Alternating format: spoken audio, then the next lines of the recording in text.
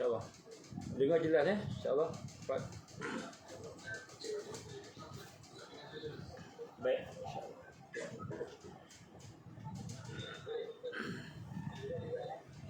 Baik, insya-Allah kita mula dengan Ummul Quran.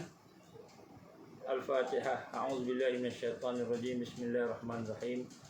Alhamdulillahi rabbil alamin, arrahmanir rahim, maliki yaumiddin.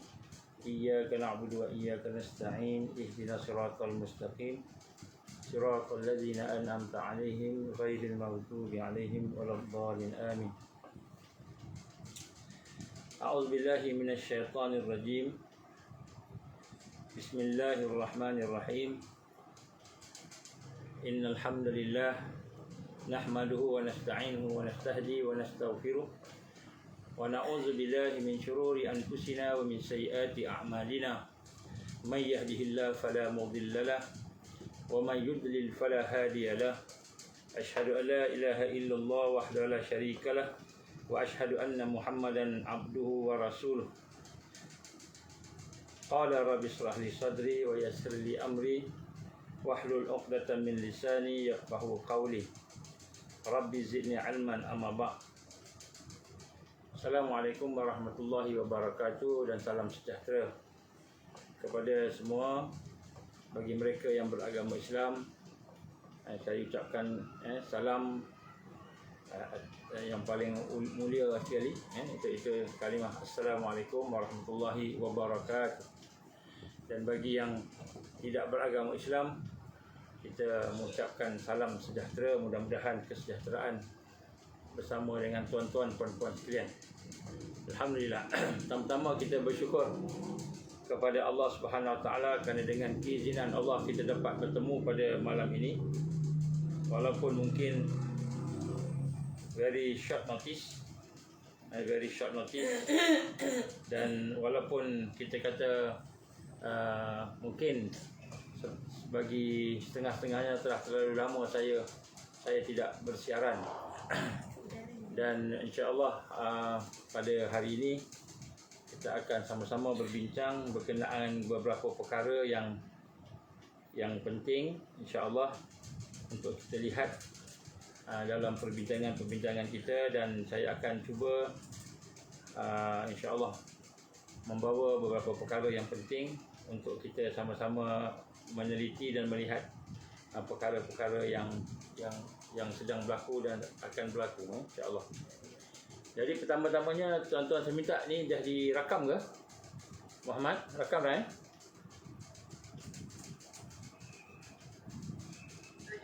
Rakam baik insya-Allah. Baik, jadi alhamdulillah pertama sekali saya ingin membawa sedikit, mengimbaskan sedikit pergerak. Ya Ustaz, ini sedang direkam. Sedang rekam baik insya-Allah. Baik, alhamdulillah. Jadi kita ingin mengimbas sedikit tentang perkara yang telah berlaku kurang lebih bermula daripada 2019. Kita nak tengok sedikit rentetan secara umum bagaimana GPMC dan gerakan postmortem and COVID-19 ini telah dimulakan, dan kemudian daripada situ kita akan melihat senario sekarang. Secara ringkas saja saya akan buat insya-Allah. Sebab perkara ini telah pun kita sampaikan beberapa kali, tapi insya-Allah pada kali ini kita cuba rakam, dan mudah-mudahan rakaman ini dapat kita pinkan dia, dan mudah-mudahan kita akan dapat beritahu kepada mereka yang mahu mula berkenalan dengan GPMC dan juga dengan gerakan untuk kita sama-sama membebaskan Malaysia daripada pengkhianatan yang ada. Jadi pada peringkat awal ini pertama kalilah gerakan yang saya sendiri sertai bersama-sama dengan Toki. Toki sebelum tu terkenal dengan Persatuan Pengguna Islam PPIM, dan saya pula orang kenali sebagai Palestin, banyak misi kemanusiaan dan sebagainya. Begitu juga dengan sahabat-sahabat kita yang lain, banyak adalah kita bergabung. Pada peringkat awal masing-masing melihat ada satu yang tak kena di dalam perkara yang berlaku, terutamanya apabila berlakunya outbreak di Wuhan.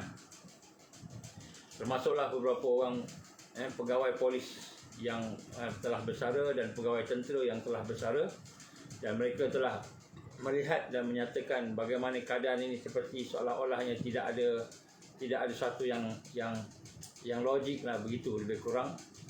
Dan akhirnya dalam pertemuan yang kami buat bermula di rumah Tok Ki lah pada masa itu, alhamdulillah saya pula ada background kajian tentang pakatan jahat antarabangsa, dan saya pun menyatakanlah pandangan-pandangan saya, dan akhirnya alhamdulillah kita telah pun bersetuju untuk menubuhkan satu gabungan NGO yang ada setakat yang mahu terlibatlah. Dan pada masa itu ramai juga doktor-doktor yang telah mula bersama-sama menyatakan tentang bagaimana perkara-perkara yang tak kena berlaku dan sebagainya. Secara ringkasnya, akhirnya sepakat beberapa orang yang merupakan pengasas utama, antaranya Tok Ki sendiri, saya, Ustaz Mas Rizi, Datuk Sri Asri dan sebagainya lah adalah. Itulah antara orang yang awal-awal. Maka kami telah bersetuju untuk menubuhkan satu gerakan, dan pada masa itu saya ingat lagi saya telah membentangkan fasa-fasa pergerakan GPMC pada masa itu, bermula daripada memberikan kesedaran dan sebagainya lah, sampailah sehingga kita akan pergi ke peringkat antarabangsa. Maksudnya GPMC ini bukan hanya sekadar Malaysia, tapi dia akan pergi sampai ke peringkat antarabangsa. Jadi dalam peringkat awal penubuhan GPMC itu, akhirnya kami bersetujulah untuk memulakannya dengan membuat kajian-kajian yang lebih teratur dan tersusun. Jadi dia bermula kurang lebih awal tahun 2020. Kita ingat PKP pertama Mac kan. Jadi kita lihat lepas itu mulalah bergerak dan berjalan, dan kita telah membuat beberapa banyak kajian lah. Saya pun ada kajian, Datuk Sri Asri pun ada kajian macam-macam, dan para doktor kita daripada Impak, daripada Mafim pun ada bersama-sama pada peringkat awal. Pada peringkat awal tu ada juga lawyer yang terlibat, dan kita telah pun buat kajian-kajian daripada aspek-aspek yang pelbagai, dan daripada situlah kita bersepakat kita perlu adakan satu gerakan gabungan NGO yang kita panggil sebagai gerakan postmortem pandemic COVID-19 GPMC, yang mana gerakan ini adalah merupakan satu gerakan yang akan membantu negara kita. Saya tak cakap kerajaan, negara kita, membantu negara kita yang dipimpin oleh kerajaan kita, bersama-sama dengan Duli Yang Maha Mulia Seri Paduka Baginda di-Pertuan Agong sebagai Ketua Negara, dan juga Perdana Menteri sebagai Executive Officer, untuk menyiasat dan melihat keadaan dengan aspek-aspek yang lebih dalam lagi. Jadi kajian-kajian itu telah dibuat, dan alhamdulillah kurang lebih setahun kita duk kempen dan sebagainya. Akhirnya kajian itu telah kita kumpulkan, dan kita telah bawa kepada pihak istana untuk cadangan penubuhan RCI. Ini saya cakap secara ringkas lah. RCI sebenarnya ada banyak benda berlaku, tapi kita tak maulah tengok banyak sangat perjalanan tu. Kita akan tengok apa yang berlaku sekarang. Kemudian selepas daripada itu, maka kita telah menyampaikan kajian setebal bekom beginilah tebalnya tu kepada pihak istana, iaitu Duli Yang Maha Mulia Seri Paduka Baginda di-Pertuan Agong. Kita sampaikan kepada baginda, saya selaku pengurusi GPMC pada masa itu, bersama Tok Ki, bersama Ustaz Mas Rizi, 3 orang telah dibenarkan untuk masuk ke dalam istana untuk bertemu dengan wakil yang di-Pertuan Agong, untuk supaya kami meminta, rakyat minta supaya satu kajian, satu siasatan yang menyeluruh berdasarkan kepada bukti-bukti hasil daripada kajian-kajian yang telah dibuat. Jadi di dalam majlis tersebut kita telah berjaya menyampaikan memorandum tersebut kepada tuanku melalui wakilnya pada masa itu, yang disampaikan oleh Tok Ki lah, sebab kami berdua yang lain, saya dan Ustaz Masih tak boleh masuk, dan adalah masalah teknikal, masalah MySejahtera dan sebagainya. Jadi Allah izin dapat juga lah sampai masuk, dan akhirnya perkara itu telah disampaikan dan bergeraklah selepas itu sampailah kurang lebih setahun. Kita dah 2 tahun lebih dah ni kan, berada di dalam kita kata selepas daripada pandemik dan masuk ke endemik sekarang. Jadi alhamdulillah banyak perkara berlaku di peringkat awal, banyak macam-macam perkara yang telah berjalan pada masa itu. Tuduhan-tuduhan yang berbagai lah, bermula daripada sejak hari pelancaran, kurang lebih Ogos 2020 ketika dilancarkan. Pada masa itu saya masih ingat lagi, kita membawa beberapa kes kesan sampingan vaksin pada masa itu yang telah Allah izin menyebabkan seorang daripada pegawai ataupun driver KKM sendiri meninggal dunia pada masa itu. Kita bawa isterinya bersama kawannya untuk menceritakan pada hari pelancaran tersebut, dan alhamdulillah mesej sampai. Dan selepas daripada itu kita melihat berbagai ugutan-ugutan, ancaman-ancaman ke atas GPMC yang terdiri daripada orang-orang yang pengasasnya sebut tadilah 4 orang yang asal besar tu, 4 orang lah kan. Kita ada Tok Ki, kita ada Ustaz Masridi, kita ada Datuk Asri dan saya sendiri, dan antara orang-orang yang mula-mula sekali tu. Dan kemudian selepas daripada itu akhirnya kita telah dituduh dengan berbagai-bagai tuduhan dan sebagainya, kan. Kita akan cerita sekejap lagi lah, kan. Jadi daripada situ GPMC telah bergerak sehinggalah dia menjadi terkenal, mendapat respon walaupun dengan tuduhan yang berbagai-bagai. Tuduhan yang berbagai-bagai, antaranya dituduh sebagai anti vaksin, dituduh sebagai orang yang berteori dengan konspirasi, dan orang-orang yang tidak sioman, yang menyusahkan, kalau kata Menteri Kesihatan menyusahkan, dan sebagainya. Jadi saya ingin menyatakan pada malam ini, GPMC dia bukan bermula daripada pembangkang parti politik, bukan orang politik yang nak kejar harta, nak kejar pangkat, pangkat kan, jawatan, bukan. GPMC bermula daripada masalah-masalah yang ada pada masa itu, kan. Berbagai masalah rakyat Malaysia yang dipaksa untuk mengambil sesuatu yang tidak mereka mahu, dan sebagainya, termasuklah banyak perkara seperti PKP, SOP yang tak apa-apa dan sebagainya. Dan daripada kesedaran itulah kita telah membuat kajian. Alhamdulillah kami sama-sama telah buat kajian yang terperinci dalam pelbagai aspek.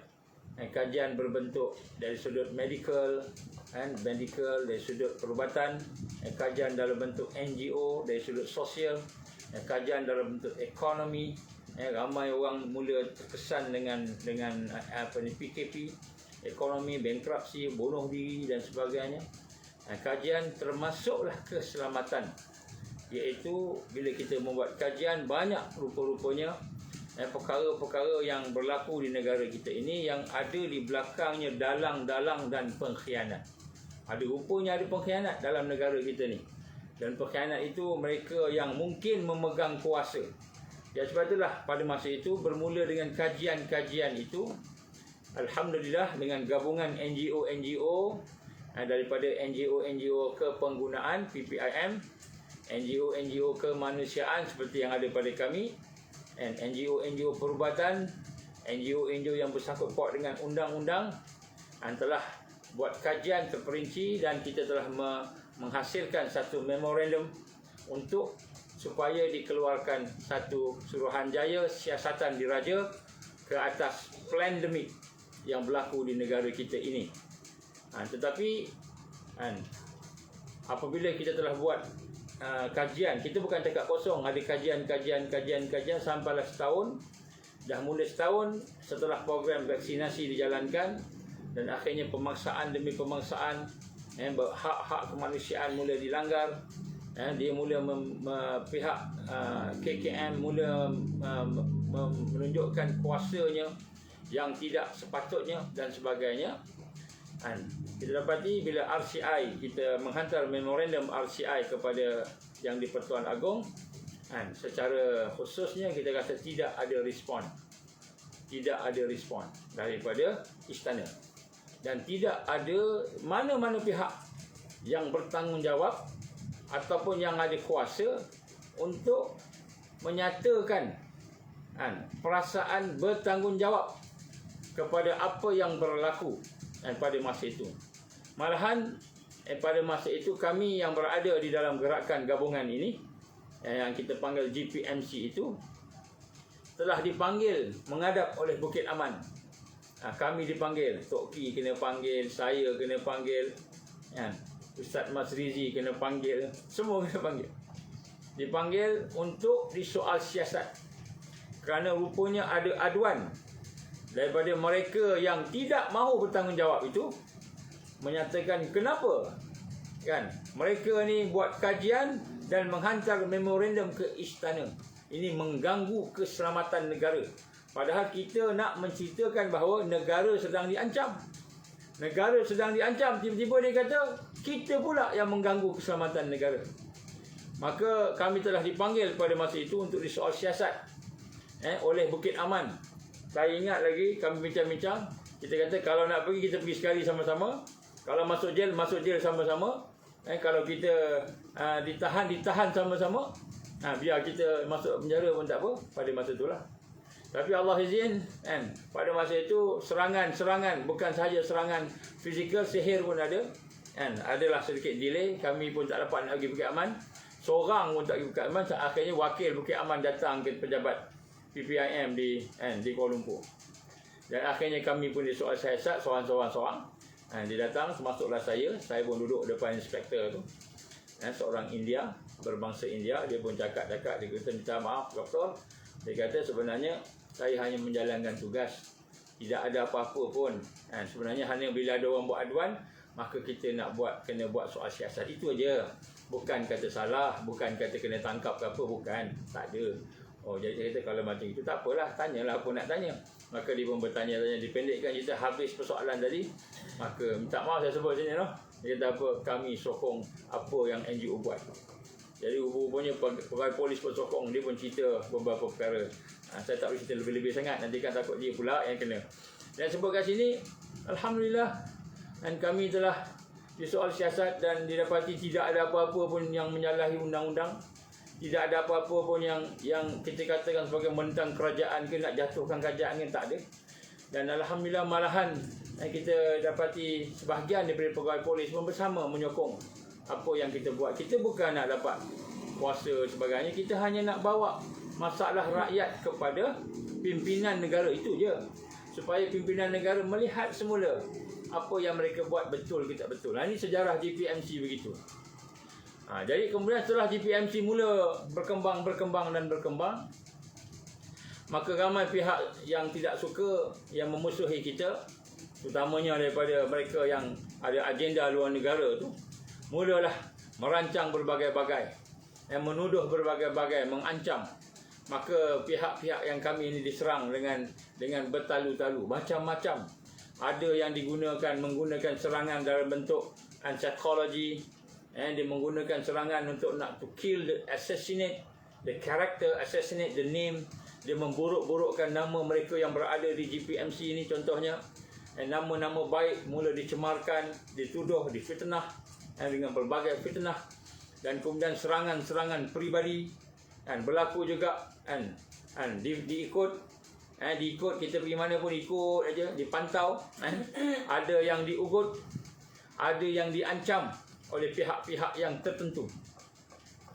Malahan kalau tuan-tuan guru kita agama, yang bagian agama ni, tuan-tuan guru kita, ustaz-ustaz kita, mereka turut sebahagiannya diancam dengan penutupan madrasah.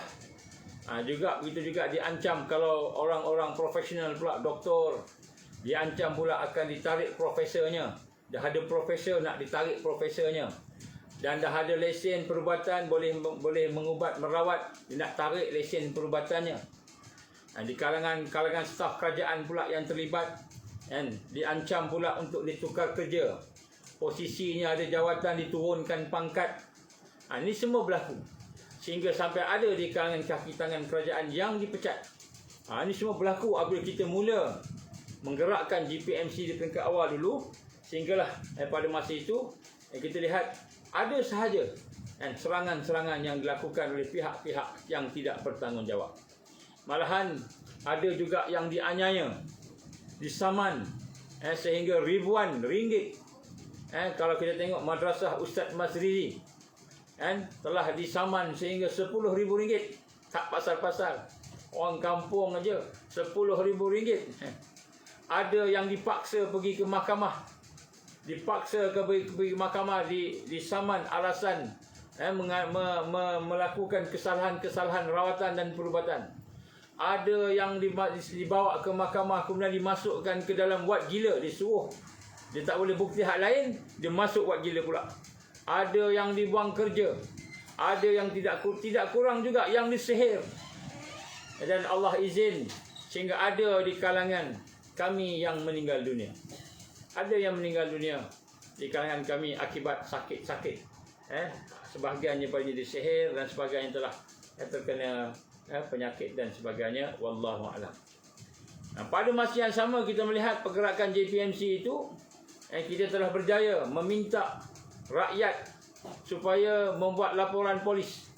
Maka ribuan laporan polis dibuat untuk menyatakan perkara-perkara yang tak kena, yang berlaku, sama ada sebab vaksinasi ke, SOP pemaksaan ke, dibuang diskriminasi, penganiayaan, dibuang kerja dan sebagainya. Ribuan laporan polis dibuat, tetapi seolah-olah laporan-laporan itu tidak ada nilai, tidak dibawa kepada mana-mana.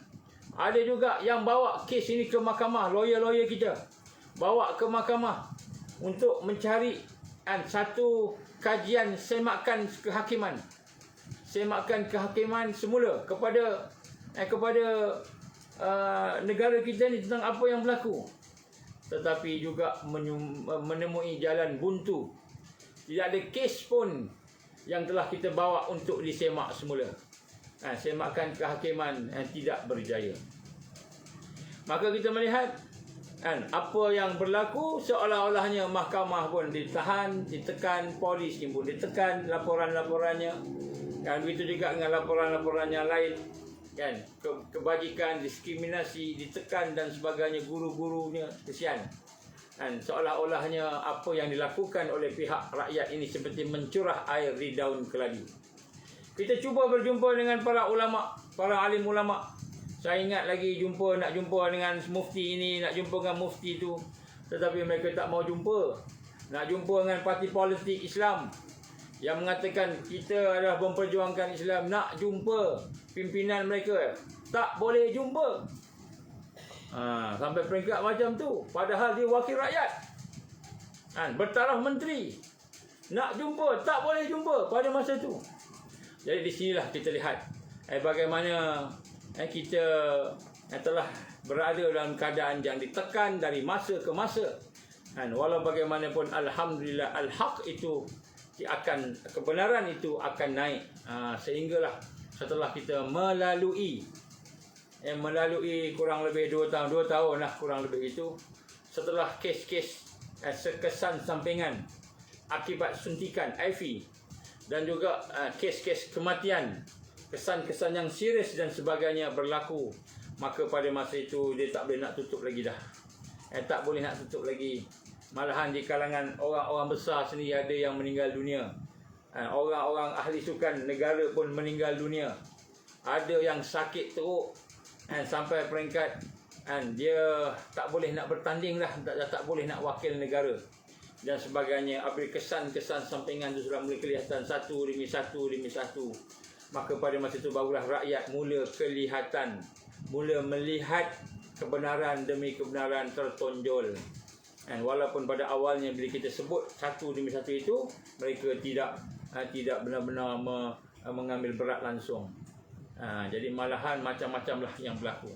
Walau bagaimanapun alhamdulillah kita di peringkat NGO, gabungan gerakan NGO untuk pandemik COVID-19 ini, alhamdulillah walaupun dengan tekanan yang begitu hebat, dengan ancaman, dengan penganiayaan, sebahagian daripada kita terpaksa ditahan, sebahagian daripada kita terpaksa duduk dalam wad gila, dituduh sebagai orang yang tidak waras, dan sebahagian daripada kita terpaksa dilucutkan jawatannya jadi orang yang biasa, sebahagian daripada kita dipecat dan sebagainya. Alhamdulillah kita GPMC dan juga gabungan NGO yang lain tidak melanggar undang-undang. Kita tidak melanggar mana-mana undang-undang dan kita tidak membelakangkan perlembagaan negara. Tetapi yang kita nampak pihak-pihak tertentu yang mempunyai kuasa dari dalam kerajaan ataupun agensi-agensinya, tidak semua, tapi ada di kalangan mereka yang mahu terus berkuasa telah menggunakan kuasa mereka untuk menafikan hak-hak rakyat yang ada pada masa ini. Jadi alhamdulillah kita melihat bagaimana keadaan yang berlaku pada hari ini telah menunjukkan kepada kita kemenangan demi kemenangan.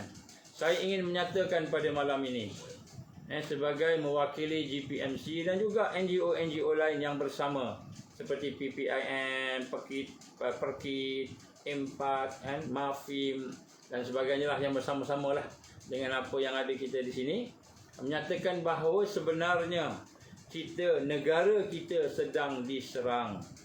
Negara kita sedang diserang dan negara kita sedang berada dalam keadaan yang susah sebenarnya.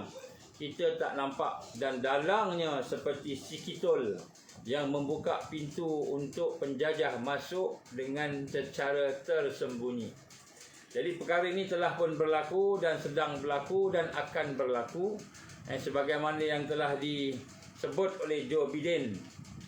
Bagaimana dia mengatakan bahawa akan ada satu sistem pentadbiran dunia yang baru, New World Order, yang telah pun diisytiharkan.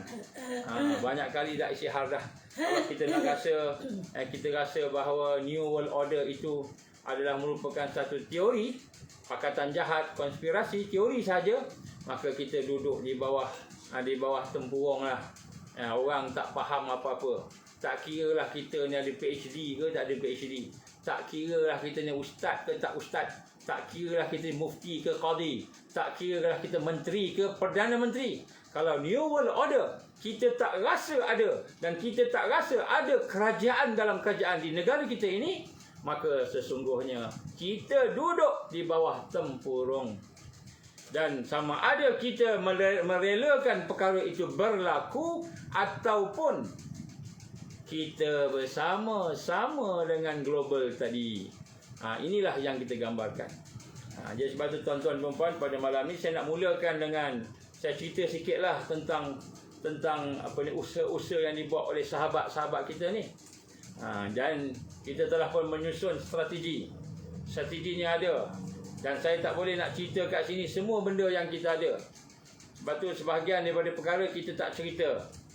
Sebahagian daripada perkara kita tidak kongsi, sebab dalam media sosial ni, even di dalam Telegram GPMC sendiri ada cyber trooper daripada KKM contohnya, cyber trooper daripada pihak global contohnya, yang menyatakan A, B dan C buat satu provokasi, soalan-soalannya provokasi, dia skandalkan, dia jadikan seolah-olah apa yang ada di dalam Telegram itu seperti satu yang kelang kabut huru hara.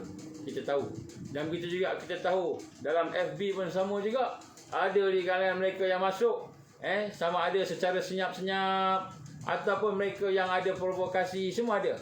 Jadi sebab tu kita tak boleh cerita semualah. Saya harap tuan-tuan puan-puan yang ikhlas, yang mahu berjuang ni faham. Kalau nak betul-betul jumpa, kita tengok macam mana, sebab ada strateginya. Antaranya kita nak sebut di sini bahawa kita telah pun berbincang, kita ada strukturnya, GPMC ada strukturnya. Jadi kita ada barisan penasihat. Jadi bagi GPMC ni kita letakkan satu majlis syura. Dari majlis syura dia.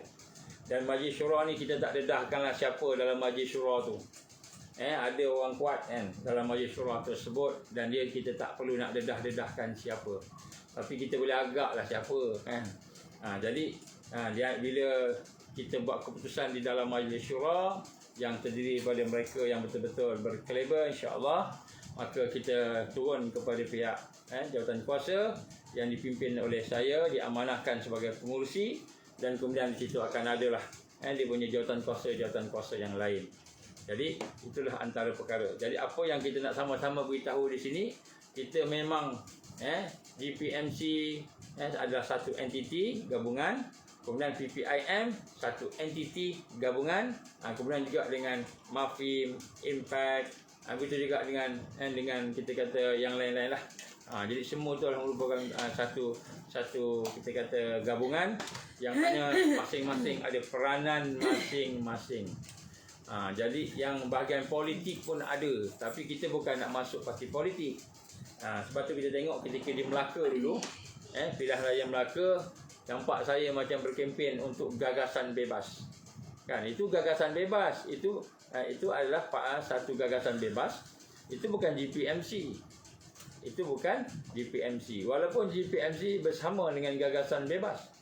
Jadi bila disebut gagasan bebas itu adalah salah satu daripada melengkapi kita tolong menolong kawan-kawan kita yang nak bawa message, nak bawa kita kata hal-hal kepentingan rakyat ke dalam Dewan Undangan Negeri, ke dalam Parlimen.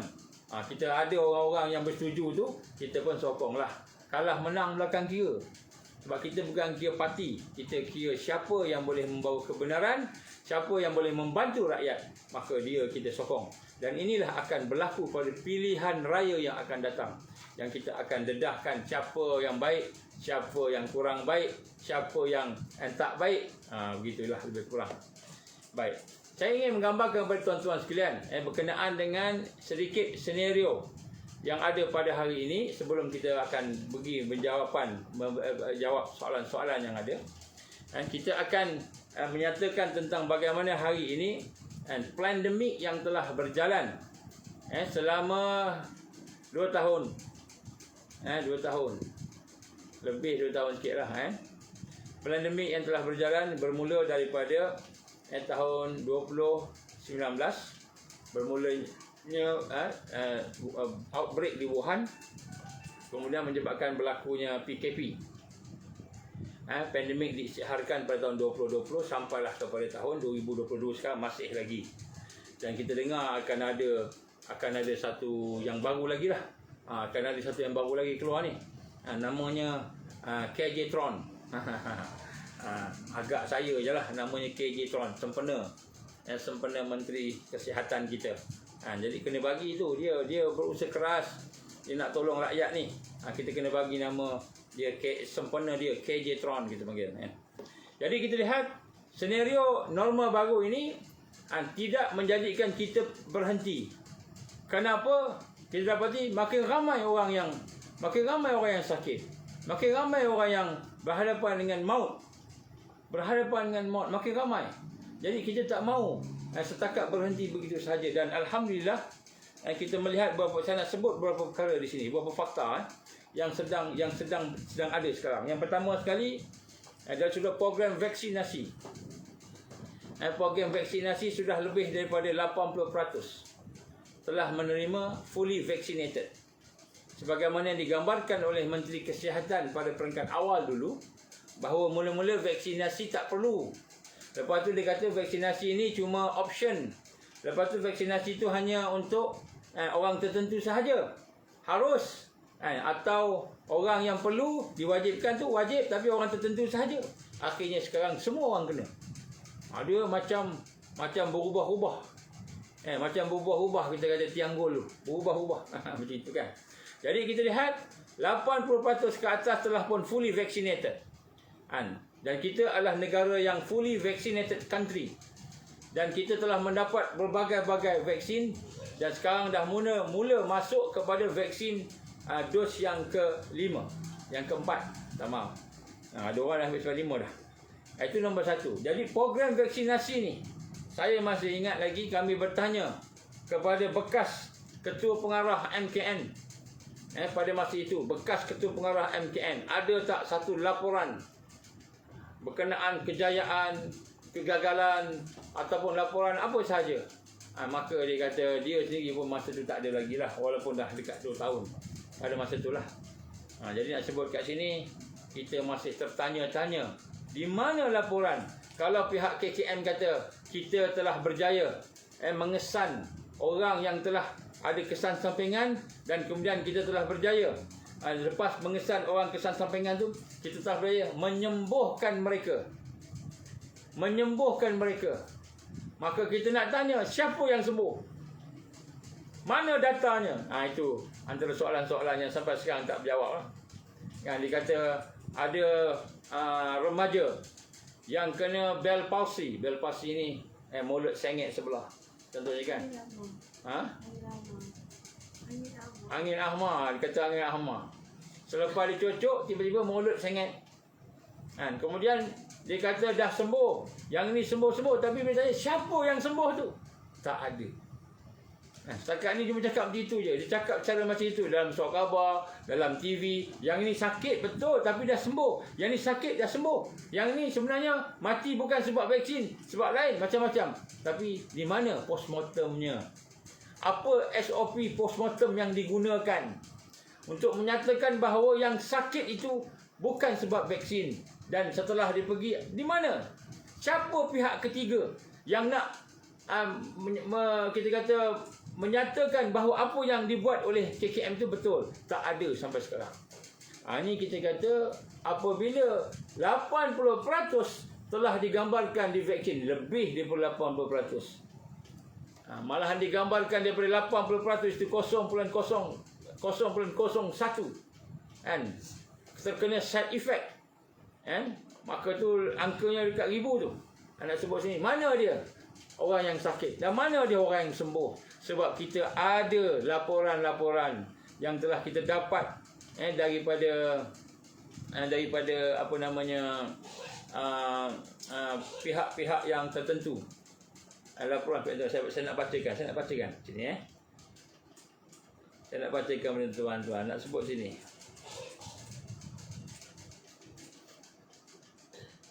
Contohnya laporan daripada sidang media, kenyataan media KKM ni saya baca. Ini 80% ni. Kita nak tanya ni. Kenyataan media bahagian Regulatory Pharmacy Negara NPRA, Kementerian Kesihatan KKM telah menyatakan bahawa status laporan kesan adverse susulan imunisasi AFI dan vaksin COVID-19 sehingga 22 April, jumlah aduan 26,160. Orang yang mengadu kepada NPRA, ini data yang rasmi. Sehingga 22 April, 26,000 orang yang mengadu dia sakit sebab vaksin. Dan daripada itu 1,840 serius. Dan daripada 1,480 serius itu didapati 611 AFI kesan sampingan itu mati. Ini laporan yang telah diberikan kepada NPRA. Jadi 611 orang mati, itu yang melaporkan. Daripada apa yang kita kaji, daripada apa laporan yang kita terima, daripada NGO yang membuat survei. Kami buat survei juga. Ada sahabat-sahabat kawan-kawan kita daripada Impact dan sebagainya, termasuk PATV yang membuat survei tentang orang yang sakit ni. Maknanya rakyat buat laporan. Dan kita terima laporan, termasuk GPMC juga terima laporan. Kita ambil, kita kaji, kita tengok dan kita buat analisa secara purata. Daripada online survey yang kita buat, hanya 6% daripada yang melaporkan kepada kami tadi tu, yang melaporkan kes itu kepada NPRA. Maknanya kita kata 26,160 aduan yang diterima oleh NPRA digambarkan hanyalah 6% daripada jumlah sebenar mereka yang terlibat dengan AV ini, iaitu adverse and susulan imunisasi.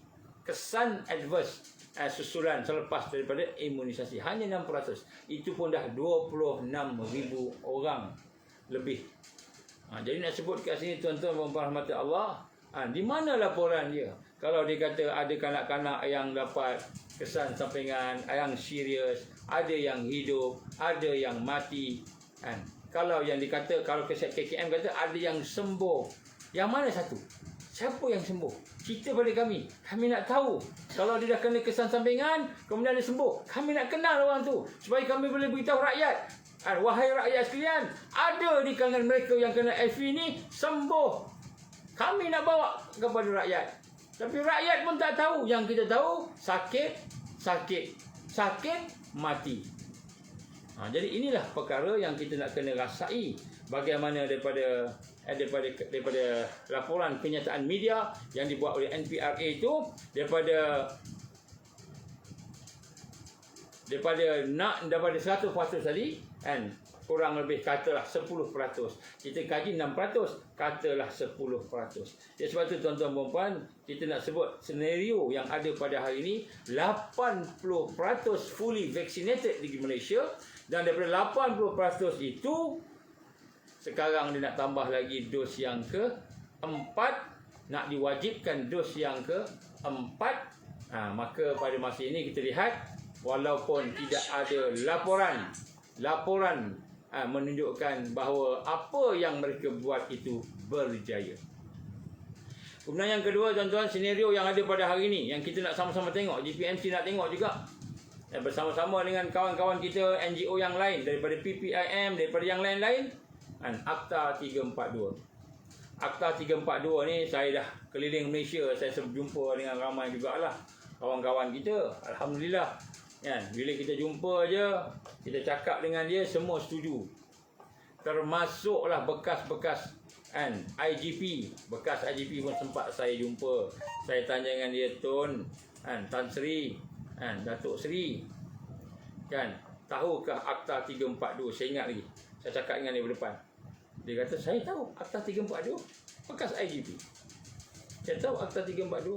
Apa yang Tun, Tan Sri, Datuk Sri tahu? Saya tak cakap lah Tun ke Tan Sri ke Datuk Sri. Dia orang boleh tahu pula siapa dia IGP bukan ramai sangat. Jadi dia sebut je, dia kata, saya tahu. Tahu tak pindaan dia? Pindaan? Ada pindaan? Ada pindaan. Saya pun sebut pindaan. Kalau kita tak pakai mask, boleh denda sampai RM100,000 individu, sampai 2 juta untuk company dan pertubuhan dan sebagainya. Saya sebut satu. This is draconian, dia kata. This is draconian act, dia kata. Ini anggota polis sendiri cakap, ini draconian. Saya kata, bolehkah Tan Sri, Datuk Sri, Datuk boleh terima tak? Hanya dengan mengesyaki seseorang itu ada COVID-19 atau apa-apa penyakit berjangkit, dia boleh tangkap, kuarantin orang tu selama mana dia nak, di mana dia letak, tu dia punya hal. Siapa dia? Penguat kuasa KKM. Boleh buat situ. Dia boleh declare pegawai IPD, IPK ada penyakit berjangkit, dia boleh tutup satu IPK.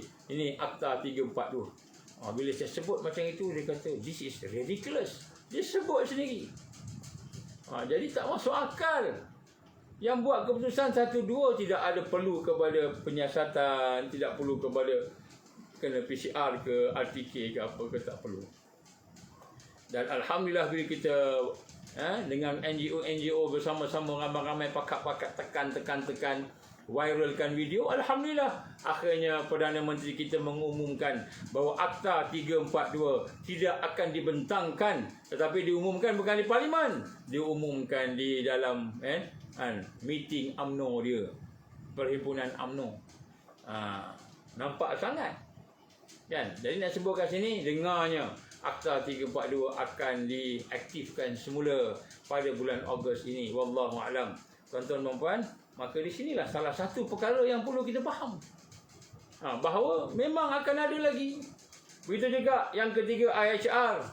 International Health Regulation dengan Global Pandemic Treaty yang akan membawa pula orang luar, askar luar, doktor luar, orang pakar luar ni, pakar-pakar luar, datuk mana-mana ke, datang masuk ke dalam negara kita, jadi pula ketua, menggantikan MKN, menggantikan Perdana Menteri, menggantikan Yang di-Pertuan Agong. Ini lagi hebat. Kita duduk beraya-beraya pada masa tu, raya semua okey, dah boleh balik kampung semua, senyum-senyum, rupanya Cik KJ bawa perkara ini ke WHO pada masa itu. Dia bawa ke WHO. Alhamdulillah, kita sempat tahu ada kawan-kawan kita daripada antarabangsa telah menyatakan hal ini, dan kita telah dapat maklumat tersebut, kita pun sebarkan. Akhirnya dikata kita akan pertimbangkan pada hari nak luluskan. Ini sebut juga ni antara perkara yang kita telah sama-sama buat pada masa itu. Dan tak cukup, lepas ini tuan-tuan akan ada pula digital currency secara 100%. Yang mana digital currency ini akan membawa kepada digital ID. Kita tak lawan digital ID. Nak buat digital ID, buatlah. Itu hak kerajaan, tetapi jangan paksa kita terima digital ID bersama RISE Technology. Apa RISE Technology? RISE Technology ni ialah chip yang akan ditanam dekat tangan kita ni, dimasukkan dekat tangan kita, atau kat telinga kita, atau kat bahu kita. Jangan paksa. Macam itu. Kalau kita kata kamu nak buat digital ID, buatlah, tak apa, kita terima, no problem, tapi jangan paksa RISE Technology. Ni saya kena dedahkan. Sebab ada keburukan-keburukan. Tapi kalau kita nak cerita satu-satu, panjang sangatlah pula kan. Jadi sebab kat sini ada lagi, banyak lagi perkara-perkara. Ya, sebab itulah pada malam ni saya nak mengajak tuan-tuan dan puan untuk kita merasakan bahawa sesungguhnya negara kita ini perlukan kepada kita kata kesatuan, perlu kepada gabungan. Sebab saya nampak di dalam trend, di dalam netizen kita ni, trend ni apa? Trend ni suka gaduh, suka bersisih, suka berpecah.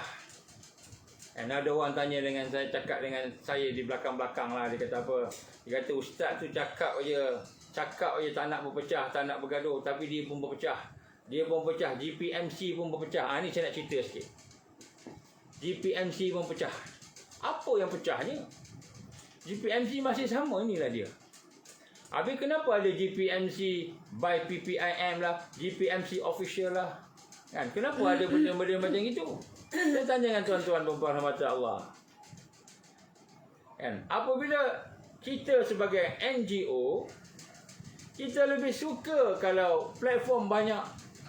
Platform banyak tak apa. Sebab kita tak bergaduh. Sebab kita tak nak kuasa. Kita bukan nak cari kuasa, gaduh sebab nak cari kuasa. Kita nak sampaikan kepada orang-orang semua. PPIM dia ada dia punya audience dia. GPMC ada audience dia. Ada audience dia. Nak sampaikan. So apa masalahnya? Memang kami sama-sama. Kita sama-sama dalam syurah. Sama-sama berbincang. Apa yang masalahnya? Jadi adalah dia punya kebaikannya. Nampak macam ni, macam pecah-pecah ni, tak apalah. Kalau kita sangka kita pecah, kita sangka buruk, pecahlah dia. Kalau kita sangka baik, tak pecah. Kita bukan parti politik. Apa parti politik? Parti politik mesti nak bergaduh. Kenapa mesti nak bergaduh? Sebab jawatan satu je. Perdana Menteri ada satu. Tapi parti politik ada banyak. UMNO pun nak jadi PM. Pakatan Nasional PBBM bersatu jadi PM. PKR nak jadi PM, semua pakai je PM. Bergaduh lah tu. Sebab mereka nak cari satu jawatan. Nak tak kira lah jawatan tu apa. Satu je, satu je jawatan. Ya sebab itulah. Dia ada banyak, dia bergaduh. NGO, kita bukan nak cari jawatan, kita nak melaksanakan kerja-kerja yang boleh membina, membantu masyarakat. Jadi lagi banyak NGO, lagi baik. Kita berlapang dada lah. Kenapa kita nak fikir style politik? Dan memang ada pun dalam NGO ni yang ada fikir politik. Sebab itulah nama GPMC digunakan. Ramai orang nak guna nama GPMC. Ada yang sailang dan sabotaj. Ada. Ada yang mengaku dialah yang mengasaskan GPMC. Dialah yang menjadikan GPMC terkenal, hebat satu dunia. Dialah yang mencari 40,000 orang duduk dalam satu grup Telegram. Dia punya ni aku punya ni, aku yang usaha. Mana kau bagi 1 sen pun kau tak bagi dah, macam gitu lebih kurang. Ada orang cakap macam itu. Ada orang cakap macam itu, dia kata dialah sebenarnya GPMC. Saya kata GPMC ni kan bukan untuk bobok kebun. Tapi kalau kamu ada kepentingan peribadi, nak cari duit, nak collect duit, maka minta maaf, kami tak boleh bersama. Maka cari nama lain tu, tukar daripada GPMC jadi nama yang lain, tukar. Orang-orang yang asalnya semua ikut GPMC terikut dengan dia. Itu semua sailang. Hak jenis sailang-sailang ni memang sebab nama GPMC dah terkenal. Dia ambilnya grup-grup lain tu, dia ambil dia masuk dalam grup dia pula. Seolah-olah ni dah dia GPMC. Kemudian dia kutuk GPMC. Dia kata pengurusinya beginilah. Dia kata ni, saya tak pernah sebut pun siapa apa dia buat. Dia nak buatlah. Saya tak kisah, tak apa. Bila al-haq datang, al-batil habis. Maka dituduh ustaz buat perpecahan. Saya sebut macam ni, tuan-tuan, daripada dulu saya macam inilah, sama-sama dengan GPMC. Saya dengan Tok Oki macam inilah, dengan Ustaz Masrizi macam inilah, macam-macam orang cakap. Jadi sebenarnya apa yang ada, kita ada sebut ini GPMC by PPIM, ni GPMC official kan. Betul lah, dia nampak lain, dia ada dia punya audience masing-masing. Tak apa, kenapa nak gaduh? Tak ada gaduh pun. Ada nampak saya bergaduh dengan Tok Ki ke? Ada nampak saya bergaduh dengan Ustaz Masrizi ke? Tak ada. Kami berkawan baik, sahabat. Kalau saya kena, mereka akan bantu saya. Kalau mereka kena, saya akan bantu mereka, insya-Allah. Jadi maknanya fitnah. Makin banyak orang fitnah. Orang yang ikut ni nampak macam-macam. Habis nak ikut yang mana satu, Ustaz? Pulanglah, nak ikut mana pun tak apa. Yang penting kita faham masalah yang sebenar. Cuma fokus GPMC official. Of course lah, GPMC official ni lah GPMC yang sebenar, yang bermula di situ. GPMC by PPIM tu GPMC yang dibuat oleh PPIM, ahli PPIM. Dia buat itu, dia gunakan GPMC tadi. Tak apalah, kita tak ada masalah. Tapi yang sailang-sailang ni, yang tukar daripada GPMC jadi nama lain lah, Nan ke Non ke Nen ke apa ke, yang tukar jadi sailang-sailang ni, dia kata GPMC ni parti politik pula, tiba ada pula parti politik GPMC. Hak tu semua tu kita tak terima lah, minta maaf lah. Saya akan kata itu bukan GPMC. Jadi sebab tu bila dah mula terkenal, dah mula orang mula ikut bersama-sama semua sebagainya, maka pada masa itu macam-macam datang, macam-macam makhluk datang. Macam-macam makhluk ni mukanya manis, berkopiah, berserban, bertanjak, datang dengan lemah lembut. Saya bantu, tak apa, tak payah bayar apa-apa, free je, tak payah, tak apa, kita NGO, tak apa. Rupa-rupanya ada udang sebalik batu. Lepas after some time, rupa-rupanya dia tuntut macam-macam, dia minta duit macam-macam. Ada. Tapi kita tak pernah dedahkan perkara-perkara tersebut, dan kita tak nak orang tahu pun. Sebab bukan kerja kita nak melaga-lagakan orang. Bukan kerja kita nak memburuk-burukkan orang. Kerja kita nak lengkap-lengkapi. Cuma kalau dia buat tak betul, kita kata jangan guna GPMC, jangan guna. Kalau guna, maka kami akan buat tindakan lah. Jadi sebab itulah tuan-tuan dan puan-puan, jangan kita rasa kita ni macam rasa lemah je kan. Nampak macam apa, tak, memang. Dan dia akan datang. Ada juga di kalangan musuh-musuh yang datang masuk ke dalam apa namanya, kita kata GPMC, dan juga ke dalam ni, yang kemudian dia buat macam-macam. Tujuan nak kutip duit.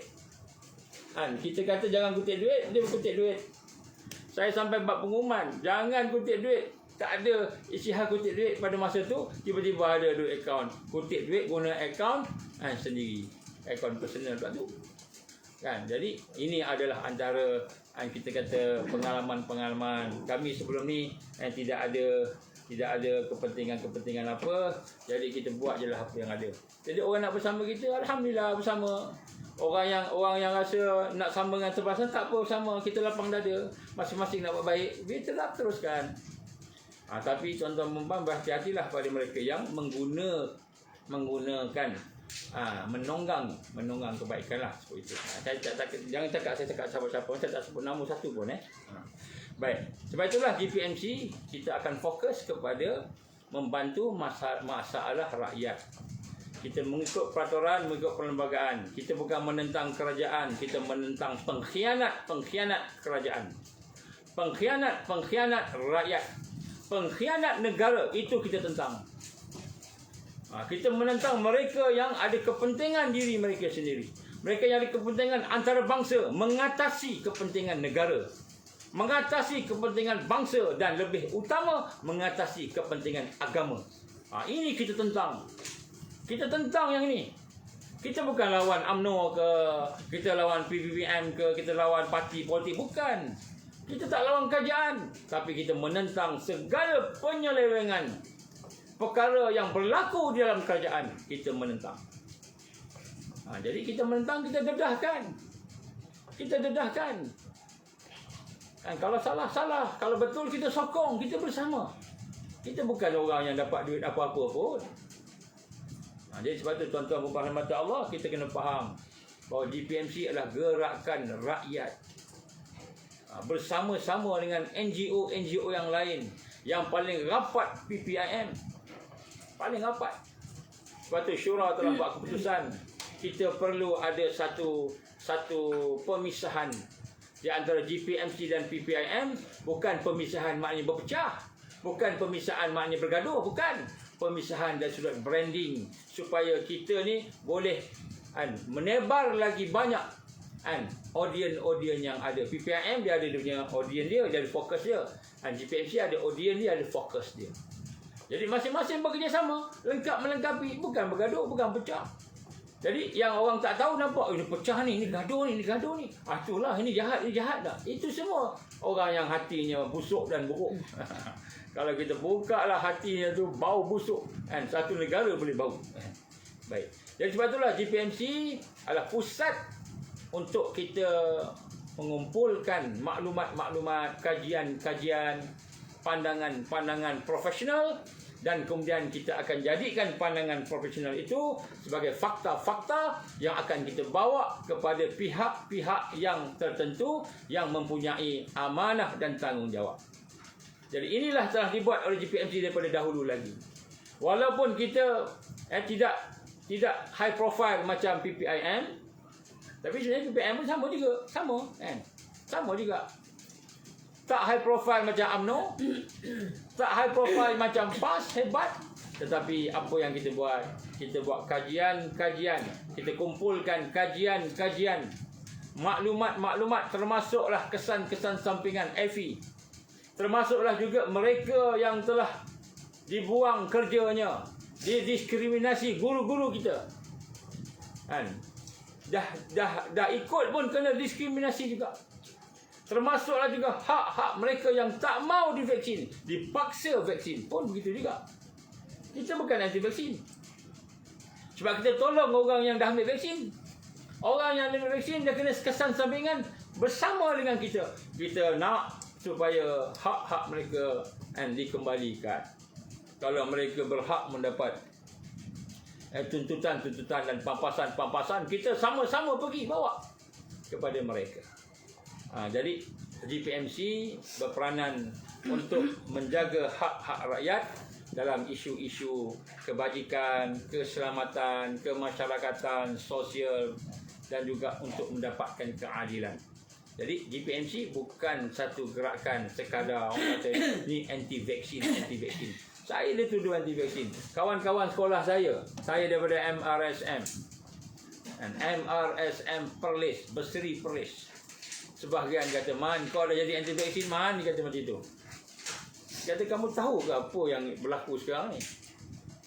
Tu kata anti-vaksin, jangan. Ada seorang sahabat saya, dia kata, Man, janganlah sama-sama anti-vaksin, Man. Nanti kau teruk, nanti kau jadi susah, nanti nak buat apa, susah semua. Saya kata, saya bukan anti-vaksin. Yang kamu kata saya anti-vaksin ni pasal apa? Kan? Saya pun heran. Kalau vaksin tu baik, kita ambil. Kalau vaksin tak baik, kita tentang lah. Itu je. Al-haq Al-haqqu min rabbik. Kebenaran itu daripada Allah. Kalau baik kita ambil, kenapa nak tolak? Jadi sebab itulah kita sebut, kita nak menjaga hak-hak rakyat. Hak untuk memilih, hak untuk selamat, hak untuk sihat, hak untuk hidup bukan ditentukan oleh global. Kita kena tentukan hak kita untuk hidup, bukan global. Jadi sebab itulah GPMC menyeru semua rakyat supaya bersama-sama untuk kita menegakkan kebenaran, keadilan, keamanan, keselamatan, kesihatan negara kita. Tak kira samanya lelaki perempuan. Tak kira sama ada kan agama apa pun. Kita ada juga agama bukan Islam dalam ni. Ada orang-orang Cina yang beragama Buddha, beragama Buddhis, yang seorang Buddhis, seorang Kristian pun ada juga. Orang yang beragama Hindu pun ada.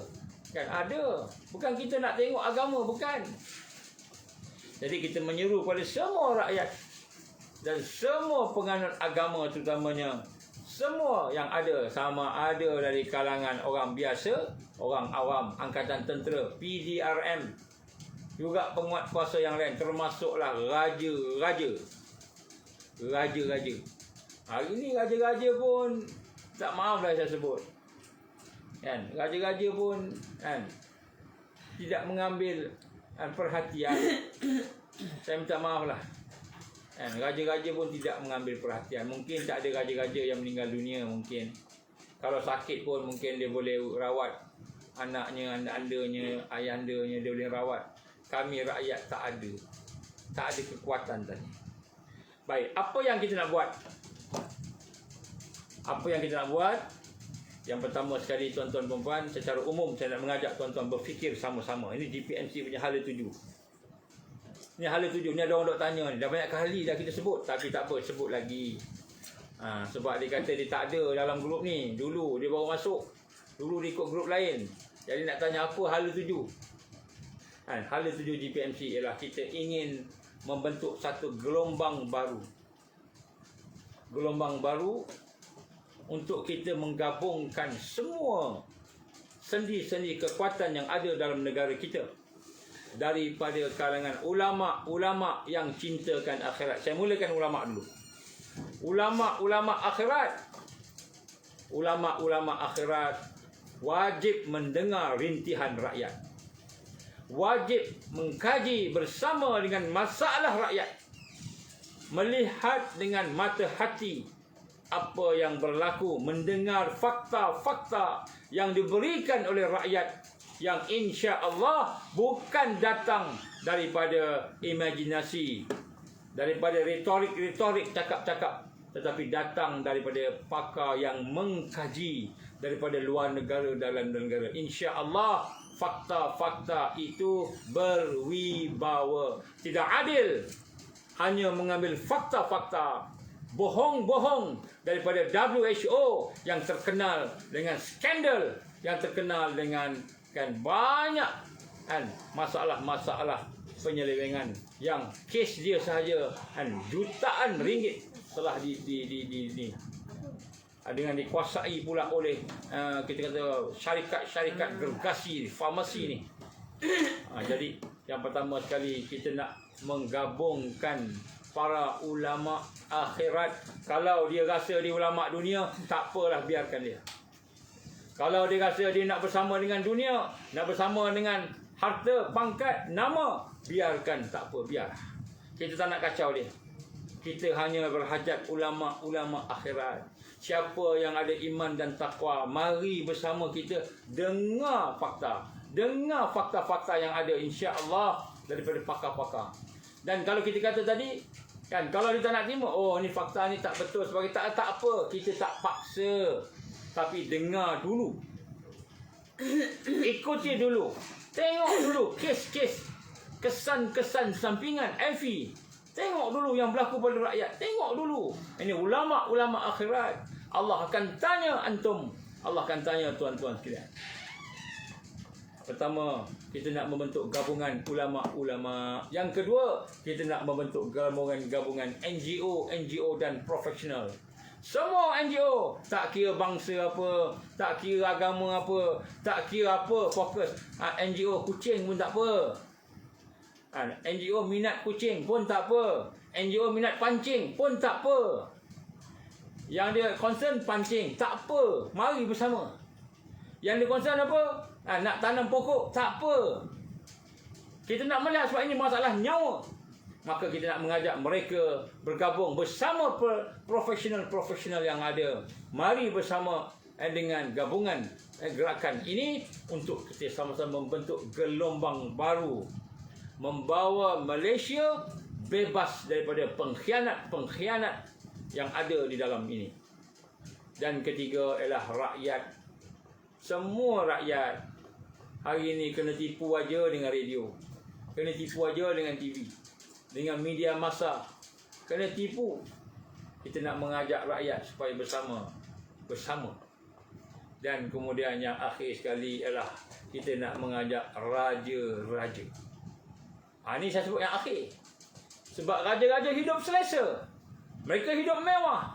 Mereka tak perlukan rakyat. Nampaknya begitu. Rakyat juga tidak perlukan baginda kalau raja-raja tak perlukan rakyat. Saya berani cakap macam ini kenapa tuan-tuan? Sebab yang paling besar sekali bukan raja dan sultan. Yang paling besar sekali Allah Subhanahu Wa Taala. Allah raja yang sebenar, maha raja. Kalau ada raja-raja yang ada mempunyai hati, punya fikiran, punya perasaan, mempunyai kematangan dan kewarasan, dengarlah apa yang rakyat nak sampaikan. Dengarkan apa yang rakyat nak sampaikan. Bukan saya, ramai lagi. Ramai lagi. Jadi kita menyuruh kerabat-kerabat raja, cukup-cukuplah hidup dengan kemewahan. Cukup-cukuplah hidup dengan apa yang ada pada hari ini. Sedarlah, sekiranya mereka tidak bersama dengan rakyat, mereka juga akan jatuh nanti. Siapalah raja tanpa rakyat? Siapalah raja tanpa negara?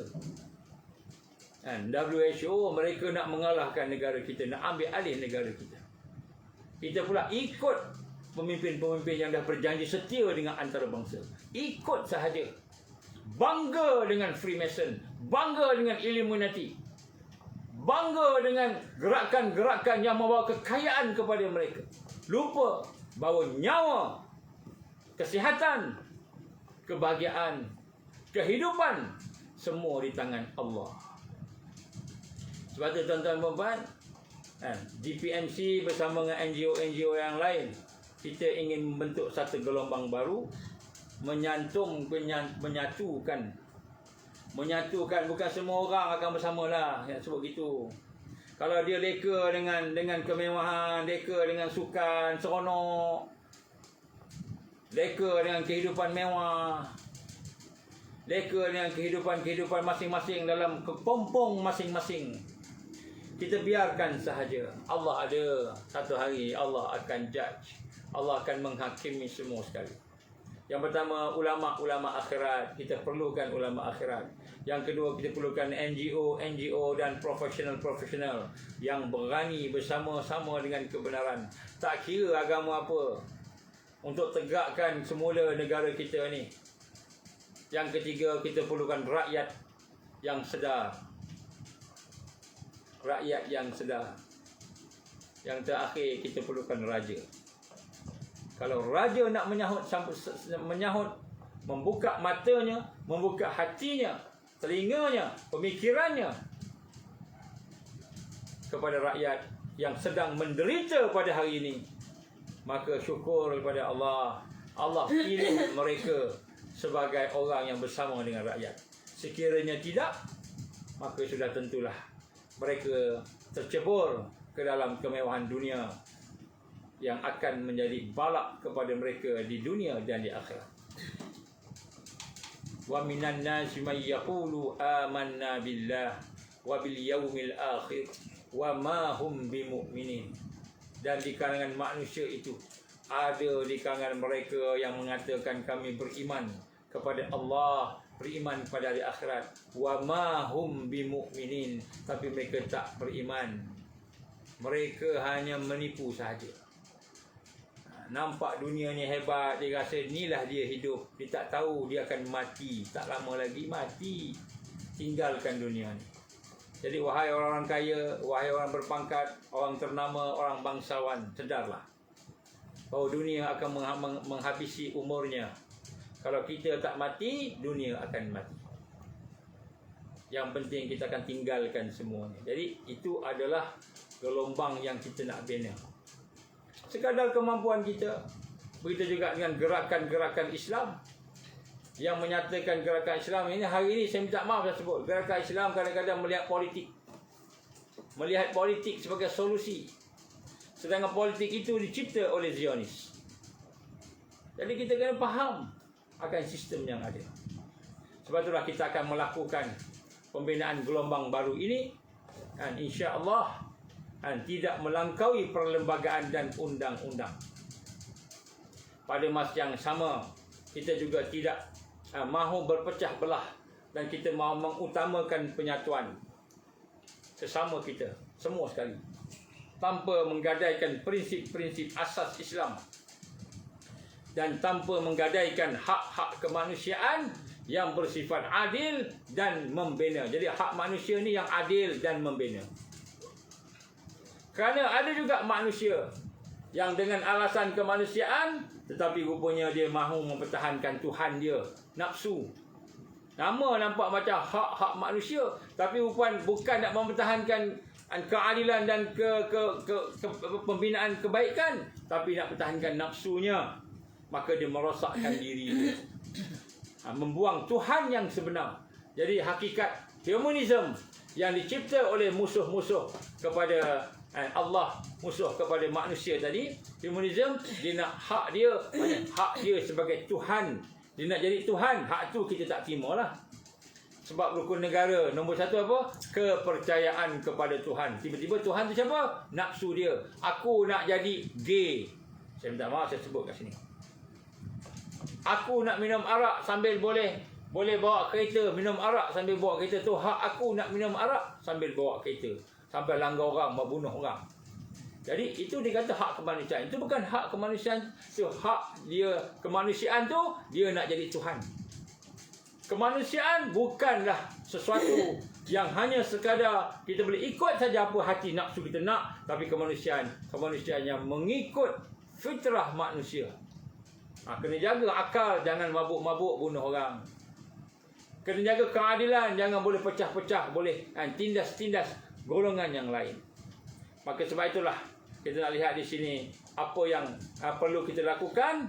Kita akan buat GPMC akan melakukan kerja-kerja insya-Allah bersama-sama dengan tuan-tuan, puan-puan sekalian yang hatinya mulia, hatinya ikhlas, tanpa mengira background agama, tanpa mengira background apa-apa, untuk kita melakukan perkara-perkara yang berkenaan. Nombor satu, kita akan sama-sama membina kesedaran dan kefahaman. Apa kesedaran dan kefahaman? Nombor satu, kita ada musuh. Siapa musuh kita? Mereka yang mengkhianat negara kita. Itu musuh. Kita nak kenal siapa musuh kita. Hari ni kita tak kenal musuh kita. Kita ingat musuh kita DAP. Kalau orang-orang UMNO kata musuhnya DAP, maka bergaduh dengan orang Cina. Saya minta maaf no. Kita tak nak politik-politik ni. Politik ni pecah belahkan kita. Kan? Dia ada kepentingan mereka, sebab tu dia kempen macam tu. Siapa musuh kita? Mereka yang berada dalam keadaan mengutamakan kepentingan antarabangsa, kepentingan orang luar, kepentingan peribadi dia, nak duit, nak kaya, tanpa mengira keselamatan, keamanan, kepentingan negara kita, bangsa kita, dan paling utama agama kita. Ini dia musuh kita. Jadi kita nak benar-benar membina kesedaran. Rupa-rupanya dalam negara kita ni ada Sikitul yang akan membuka pintu-pintu supaya penjajah masuk dan kemudian meracun, menganiaya, menzalimi dan membunuh anak bangsa kita. Tak kira lah bangsa apa, dia akan bunuh, dia nak kacau, dia nak kontrol. Termasuklah sultan-sultan dan raja-raja. Dia akan kacau. Dia akan jatuhkan sultan-sultan dan raja-raja. Nombor satu, kita nak bina kesedaran, kepahaman yang begini. So GPMC nak membina kebenaran yang begini supaya kita faham, supaya kita boleh memahami kepahaman yang betul. Rupanya kita sedang diserang. Dan kemudian selepas itu kesatuan dari sudut kefahaman. Kefahaman kita satukan. Dan seterusnya kita bersatu dari sudut tindakan. Kita nak buat sama-sama. Apa kena buat? Kena buat A, kita buat A sama-sama. Kena buat B, kita buat B sama-sama. Maka tuan-tuan dan puan, bila kita mempunyai kesedaran dan kefahaman yang betul, baru kita boleh bertindak bersama-sama. Pada masa itu kita nampak kepentingan masing-masing. Raja-raja ada peranannya. Rakyat ada peranannya. Ulama ada peranannya. Semua boleh berperanan. Bangsa-bangsa lain yang bukan Islam ada peranannya. Semua untuk membina kekuatan negara kita ni. Bebas daripada pengkhianat-pengkhianat yang sedang bermaharajalela di atas sana. Sama ada yang namanya MP, ahli parlimen, atau yang bernamanya senator, ataupun mereka yang bernama penguat kuasa. Maka kita nak kena pastikan semua yang ada itu berada dalam keadaan kebaikan. Maka bermula dengan kajian-kajian terpinci seperti GPMC, kita bergerak dengan kajian. Kita tak bergerak kosong. Kita tak bergerak dengan andaian-andaian. Kita bergerak dengan kajian. Kita bergerak dengan fakta-fakta. Kita bergerak dengan NGO, kepimpinan NGO yang profesional. Sama ada dari medikalnya, lawyernya, kepenggunaannya, agamanya. Sehingga akhirnya kita akan menuntut RCI, Suruhanjaya Siasatan Diraja. Kita nak tuntut supaya ada satu siasatan khas kepada mereka yang mengkhianat kepada negara kita ini. Dan pada masa itulah, insya-Allah, mudah-mudahan kita akan dapat menyelesaikan banyak benda hari ini. Hari ini nak selesai, kita buat laporan polis, ribuan laporan polis, buat tak tahu je. Kita buat laporan di mahkamah, ribuan laporan, kita buat tak tahu je. 26,000 buat laporan dia NPRA. NPRA ni satu jawatan kuasa, satu agensi yang bertanggungjawab untuk meneliti ubat-ubat yang diguna. 26,000 mengikut fakta daripada NPRA sendiri mengadu kepada NPRA bahawa ada sesuatu yang tak kena dengan program vaksinasi. Ada yang tak kena, ada yang serius sakitnya, ada yang permanen sakitnya, ada yang mati. Tapi setakat ini tidak ada satu pun semakan kehakiman ke atas program vaksinasi yang ada. Senyap sunyi, seolah-olah tidak ada apa-apa berlaku. Malahan telah dicanangkan oleh Menteri Kesihatan kita. Dia kata apa? Kita akan bagi dos keempat. Siapa yang tak mau ambil dos keempat, maka dia dikira sebagai orang yang tidak ambil vaksin langsung. Ini kita nampak, kita berlaku. Takkan sampai nak tengok ayah kita sendiri meninggal dunia, baru kita nak sedar. Takkan nak tengok ibu kita meninggal, baru kita nak rasa. Takkan nak tengok anak kita mati, baru kita nak perasan yang kita ambil ni salah. Ini perkara yang perlu disampaikan kepada seluruh rakyat. Sebab itu tuan-tuan, tindakan kita yang terakhir, alhamdulillah, kami telah berjaya melaksanakan Convention Kebajikan Rakyat baru-baru ini. Di mana Convention Kebajikan Rakyat yang dianjurkan bersama PPIM, GPMC dan lain-lain lagi lah. Kita kata NGO-NGO yang lain telah berjaya mengumpulkan wakil-wakil kluster-kluster yang ada. Dan telah kami buat satu resolusi. Dan kami telah buat satu manifesto rakyat untuk kita bawa kepada semua mereka yang ada di dalam negara ini, termasuklah daripada yang paling tinggi, yang di Pertuan Agong, Majlis Raja-Raja, kepada parti-parti politik, kepada pertubuhan-pertubuhan NGO, kepada madrasah-madrasah, kepada golongan profesional. Tengok apa dia manifesto tadi. Kita nak buat tuntutan kepada semua pihak di negara kita supaya benar-benar kita melihat masalah secara serius. Pada masa itu, saya yang mewakili kluster agama telah menyampaikan beberapa perkara yang merupakan resolusi daripada perbincangan dalam kluster agama. Di Dan di sinilah kita mau melihat bagaimana hasil-hasil resolusi itu kita akan berubah dalam bentuk manifesto. Kita akan bagi kepada semua mereka yang berkenaan. Kalau parti politik mahu mengikut resolusi rakyat ini, manifesto rakyat ini, maka mungkin kita akan berfikir untuk pilih dia sebagai orang yang akan mewakili rakyat. Kalau dia hanya ada manifesto dia sendiri sahaja, nak ikut kepala dia sahaja, nak ikut apa yang dia nak sahaja, maka rakyat akan fikir semula mungkin dia orang yang tidak langsung kita pandang dalam undian-undian tadi.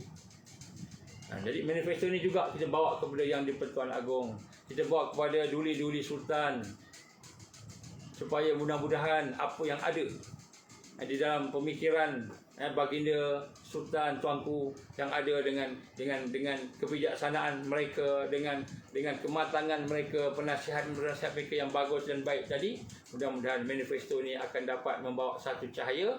Sekurang-kurangnya mereka melihat inilah hajat rakyat. Maka bila nampak ini hajat rakyat, mudah-mudahan perkara ini akan disiasat. Kami bukan nak paksa tuanku terima, kami bukan nak paksa tuanku ambil apa yang kami beri. Tolonglah siasat, tengok semula. Kalau betul, alhamdulillah, boleh ikut. Kalau salah, tak apa, kami hanya rakyat biasa, tak apa, tinggalkanlah. Tapi kami minta tengok dan perhati, periksa dengan bijaksana, sebab tuanku akan ditanya oleh Allah Subhanahu Wa Taala. Allah akan tanya nanti. Tak lepas ni tuanku. Berapa ribu, berapa ratus yang teraniaya dengan sebab program vaksinasi. Tidak satu pun akan terlepas daripada tuntutan di akhirat nanti. Dan sebab itulah daripada hasil convention ini, kita mohon kepada semua orang supaya kita sebarkan ke seluruh Malaysia, malahan ke seluruh dunia. Mudah-mudahan kebaikan itu akan dapat dipahami, disedari dan akhirnya dapat bertindak secara bersama-sama. Kita ada tuntutan-tuntutan manifesto daripada kluster keselamatan, kluster medik perubatan, kluster ekonomi, kluster undang-undang dan juga kluster agama. Dan insya-Allah mudah-mudahan apa yang kita cuba buat itu akan dapat satu kebaikan. Jadi ini antara hala tuju dan antara perkara yang terbaru yang kita akan buat. Jadi apa yang kita akan buat selepas ini, tuan-tuan dan puan sekalian, tengok manifesto tadi. Tengok manifesto tadi. Sekarang ni kurangkan kita fikir tentang benda-benda yang tak ada solusi. Ini solusi ni, saya sebut solusi ni. Ini solusi dari sudut masalah yang ada. Solusi dari sudut akhir zaman lain pula. Tapi kena ada solusi, kena ada penyelesaian dia. Kita nampak ni, kita kena bertindak ni. Kalau tidak, habis negara kita. Habis negara kita. Sebab itulah selepas daripada ini, dia akan kontrol pula dengan digital currency, dengan digital ID dan sebagainya. Sekiranya kita tidak sama-sama dengan mereka, maka kita akan berada dalam kesusahan. Itu insya-Allah tuan-tuan dan puan, saya nak sebut kat sini tentang apa yang berlaku pada hari ini. Dan sebahagian daripada kita bertanya tentang hala tuju DPMC, apa dia modus operandinya. Dan kita bersyukur kepada Allah Ta'ala, alhamdulillah kita ada beberapa orang sekarang yang menjadi admin, yang membantu. Kita ada Muhammad yang membantu kita, ada ramai lagi lah nak sebut kat sini. Kita syukur mereka kerja siang malam sampai sakit-sakit. Sebahagian daripada mereka bekerja untuk nak melaksanakan tugasan-tugasan yang ada. Jadi kita doalah supaya semua yang dilakukan oleh sahabat-sahabat kita dalam NGO ini mendapat balasan yang setimpal, yang baik, yang luar biasa daripada Allah Subhanahu Wa Taala. Kita doakan supaya apa yang dilakukan oleh mereka akan diberikan kekuatan seterusnya untuk istiqamah, sehingga akhirnya kita akan hidup dan mati bersama dengan perjuangan, dan akhirnya bersama-sama dengan apa yang digambarkan oleh Rasul sallallahu alaihi wasallam. Kematian yang terbaik ialah kematian mereka yang berada di dalam suasana berjuang pada jalan Allah Subhanahu Wa Taala, insya-Allah. Itu insya-Allah sebanyak apa yang saya mampu cuba sampaikan. Saya nak cuba jawab soalan-soalan yang ada di sini yang dikumpulkan. Sebenarnya banyak soalan-soalan yang ditanya, terutama dalam Telegram JPMC ni. Dan kita nak sebut sini yang pertama sekali, JPMC bukanlah satu platform untuk kita berpecah belah, satu platform untuk kita bersatu padu.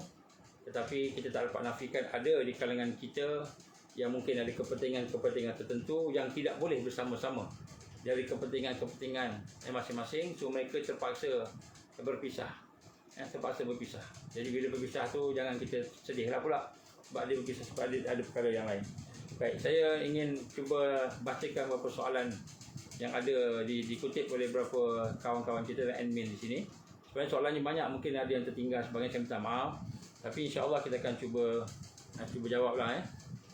Satu soalan diberi kepada saya di sini. Dia kata saya kurang faham kalau isu-isu politik, agama dan lain tidak boleh dibincangkan. Oh, di dalam grup Telegram ni, kenapa kita kata jangan bawa isu-isu politik, agama dan lain-lain, kan? So dia kata kita nak bincang pasal apa? Apa maksud GPMC? Kan? Adakah nak buat family dinner saja dan sebagainya? Panjang soalan ni, saya baca secara ringkaskan. Dan sebut kat sini tuan, bukanlah kita tak boleh bincang isu politik, agama dan lain-lain. Tetapi nombor satu, kita tidak mahu politik, agama yang lain-lain itu yang berbincang berkenaan suatu yang boleh menimbulkan panas. Kita bersisih faham, kita berpecah belah sebab di situ ada pandangan-pandangan yang berbeza. Sebab di kalangan kita ni masih ada ramai yang tak mampu untuk beradab dan berakhlak di dalam perselisihan pandangan. Jadi kita oleh kerana tak pandai lagi untuk nak beradab dan berakhlak dalam perselisihan pandangan tadi, jadi bila ada orang bawa satu isu politik, contohnya dia pun kutuk parti A katakan, kan, orang ni pula parti B, dia pun bantai balik, jadi akhirnya dia akan jadi perbincangan politik tak habis kat situ. So sebab tu kita bukan kata tak boleh cerita politik, tapi kita tak mahu perkara-perkara yang membawa kepada perpecahan dan pergaduhan, perselisihan, sebab kita nakkan penyatuan. So di dalam GPMC official ni kita minta supaya jangan kita bawa isu politik yang akan membina perselisihan. Kita fokus kepada solusi. Kita fokus kepada macam mana nak bantu sahabat-sahabat kita yang kena AFI tadi. Macam mana nak bantu sahabat-sahabat kita yang kena diskriminasi. Macam mana nak bantu sahabat-sahabat kita yang hari ini dibuang kerja. Contohnya. Jadi kita fokus kepada solusi. Macam mana? Ada dia punya solusi dia. Jadi fokus kepada penyatuan. Jadi sebab tu kita elakkan politik. Saya sendiri kata jangan bincang politik di dalam Telegram GPMC ni kerana kita tak mau perpecahan. Nanti dia akan jadi maki hamun, dia akan jadi macam-macam. So kita elakkan. Hak tu bincang kat tempat lain. Boleh bincang tempat lain. Sebab kita punya matlamat kita tadi, kita dah jelas. Kita nak menyatukan. Ni golongan-golongan yang kuat ni. Pemimpin-pemimpin masyarakat, pemimpin-pemimpin profesional, ulama-ulama akhirat, raja-raja yang hatinya lembut dan beriman, yang bertakwa, kita nak kumpulkan. Sebab itulah. Jadi kemudian berkenaan dengan perbincangan tentang Dajjal, vaksin dan sebagainya itu boleh kita bincang, tapi kita nak kena faham salah satu benda yang kita kena bincangkan juga ialah janganlah kita membawa sesuatu yang tidak ada fakta, main tuduh-tuduh macam itu. Jadi itu je. Bukan kita tak bagi bincang, boleh bincang. Tapi bincang tu bincang yang perkara yang tidak membawa kepada spekulasi, membawa kepada tuduh-tuduh, kan. Contohnya kata ada contoh. Sultan sekian-sekian Freemason. Kita kata kan. Sultan sekian-sekian Freemason. Maka kita buat satu statement. Kita ada bukti tak? Mungkin ada bukti, tapi bukti kita tu macam mana? Jadi benda tu akan menyebabkan spekulasi. Jadi kita elakkan. Kita cuba tengok fakta supaya sebab misi kita nak mendapatkan maklumat-maklumat yang bernas, yang berfakta tadi, sehingga kita boleh ambil dan kita boleh sampaikan pula pada orang lain. Sampaikan kepada anak-anak kita, sampaikan kepada kawan-kawan kita, sampai kepada orang lain. Jadi tersebar. Kebaikan ni tersebar. Kita tak nak duduk dalam satu tempat, kita bincang kat situ sampai kita tak keluar. Bincang kat situ sampai tak terkeluar. Tanya soalan, jawab. Kerja kita tanya soalan aja. Kerja kita nak cari jawapan aja. Sebenarnya patutnya kerja kita mendapatkan fakta-fakta yang ada dan kemudian fakta itu kita bawa keluar, tersebarkan kepada orang kampung kita, sebarkan kepada keluarga kita, sebarkan kepada kawan-kawan kita, sebarkan. Jadi ini yang kita nak. Jadi berada di dalam Telegram tadi bukan kita nak bincang macam parti-parti politik bincang tentang orang ni. Tak habis. Jadi cerita dia macam kedai kopi, jadi kedai kopi. Kalau nak jadi kedai kopi, banyak grup-grup kedai kopi, banyak. Grup politik pun banyak. Jadi kita nak cari solusi. Jadi apa yang kita tahu, kita sebarkan. Apa yang kita tahu, kita sebarkan. Itulah sebenarnya perkara yang lebih utama. Sebab itulah kita kata elakkanlah. Jangan kita berbincang benda-benda yang boleh membawa kepada perpecahan. Soalan kedua, saya pun nak tahu juga apa matlamat Ahlul Tujuh grup ini. Dah saya sebut tadi. Itulah di matlamat ni kita nak bentuk satu gelombang baru yang akan membebaskan kita daripada pengkhianatan, penyelewengan yang membawa kepada keselamatan, keamanan negara, membawa kepada kebahagiaan hidup. Jadi kita kata kita nak satukan ulama-ulama, nak satukan rakyat, nak satukan NGO, nak satukan profesional. Jadi insya-Allah yang ini saya jawab tadilah. Kenapa semua orang berebut nama GPMC ni? Ini satu benda yang dah biasa. Hari ini oleh kerana GPMC ni dah terkenal, dah sampai masuk di dalam TV, dalam masuk sebagainya lah. Saya agak lah kan. Saya pun tak tahulah terkenal tak terkenal. Tapi ramai orang nak guna GPMC ni. Sampai datang masuk, kemudian dia sailang ini, sailang itu. Sailang ni apa? Apa sailang bahasa kita ni? Sailang ni dia kata kidnap lah kan. Dia rampas sana, rampas sini. Jadi saya tak suka gaduh-gaduh ni. Saya kata kalau kamu nak sailang. Kamu nak guna ni, gunalah. Tapi tengok macam mana penggunaan dia. Kalau kamu guna untuk diri sendiri boleh. Tapi tukar nama. Jangan guna GPMC. Jadi sebenarnya oleh kerana GPMC ni dah ramai orang guna dah ni. Sampai jadi dia nak guna, nak terkenal dia guna GPMC. Jadi apa perjuangan you all cuba buat? Jadi saya dah sebut dah tadi. Banyak sangatlah peraturan dalam grup ni. Ni ada soalan lain pula.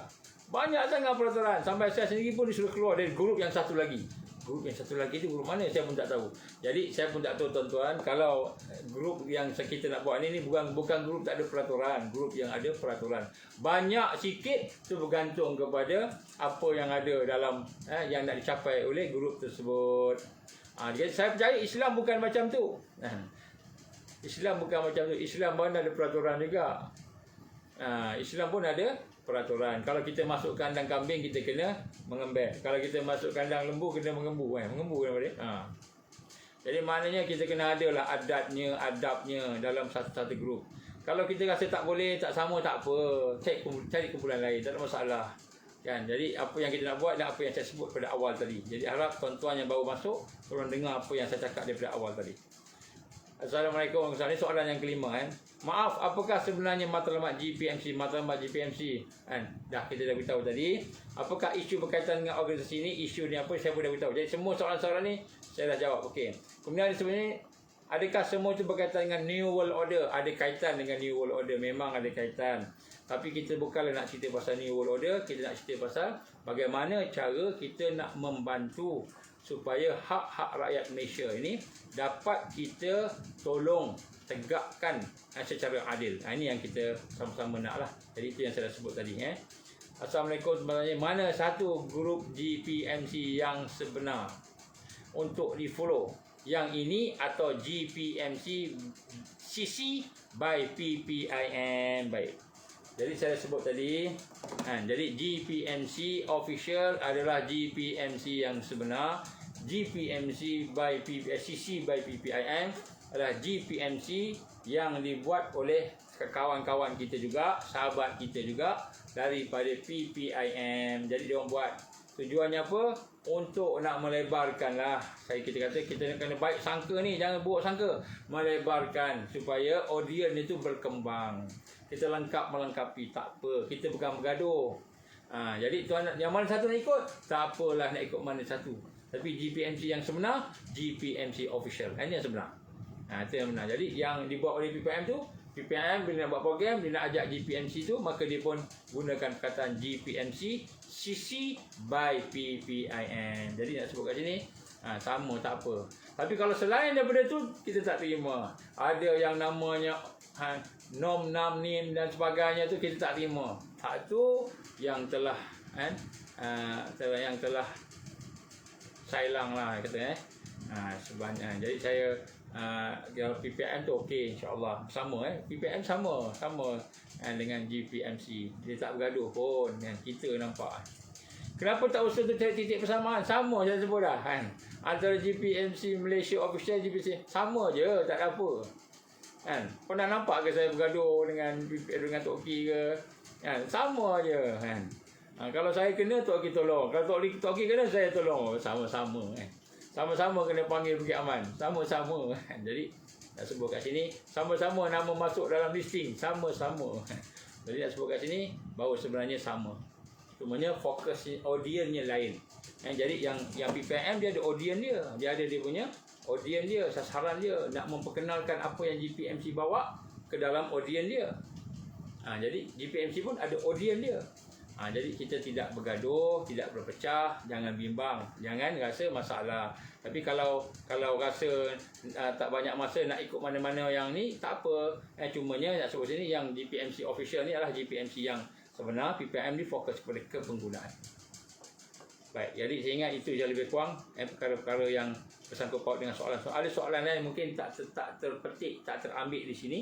Dan saya rasa, saya yakin insya-Allah sebahagian besar daripada persoalan-persoalan yang ditanya telah pun saya jawab pada awal tadi, dan mudah-mudahan dia akan dapat sesuatu yang baiklah insya-Allah. So mungkin saya boleh buka kepada sahabat-sahabat kita daripada GPMC Telegram, kalau ada soalan ke, mungkin ada beberapa soalan yang boleh kita manfaatkan. Silakan.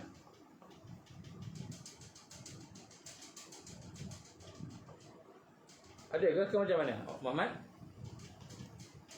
Ataupun Hakimi, macam mana Hakimi? Ini Harul Fahmi, ada soalan-soalan yang awak semua dah soalan daripada Facebook dengan Telegram. Kalau ada boleh bagi kita, insyaAllah.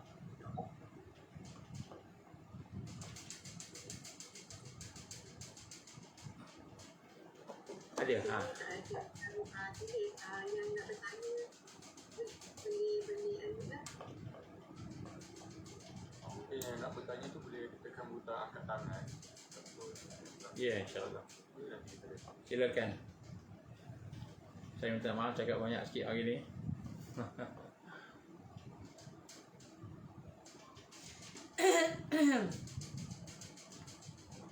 Ada soalan daripada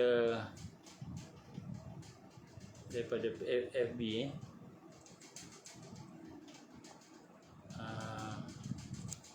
Banyak sangat saya tak boleh nak baca. Boleh baca.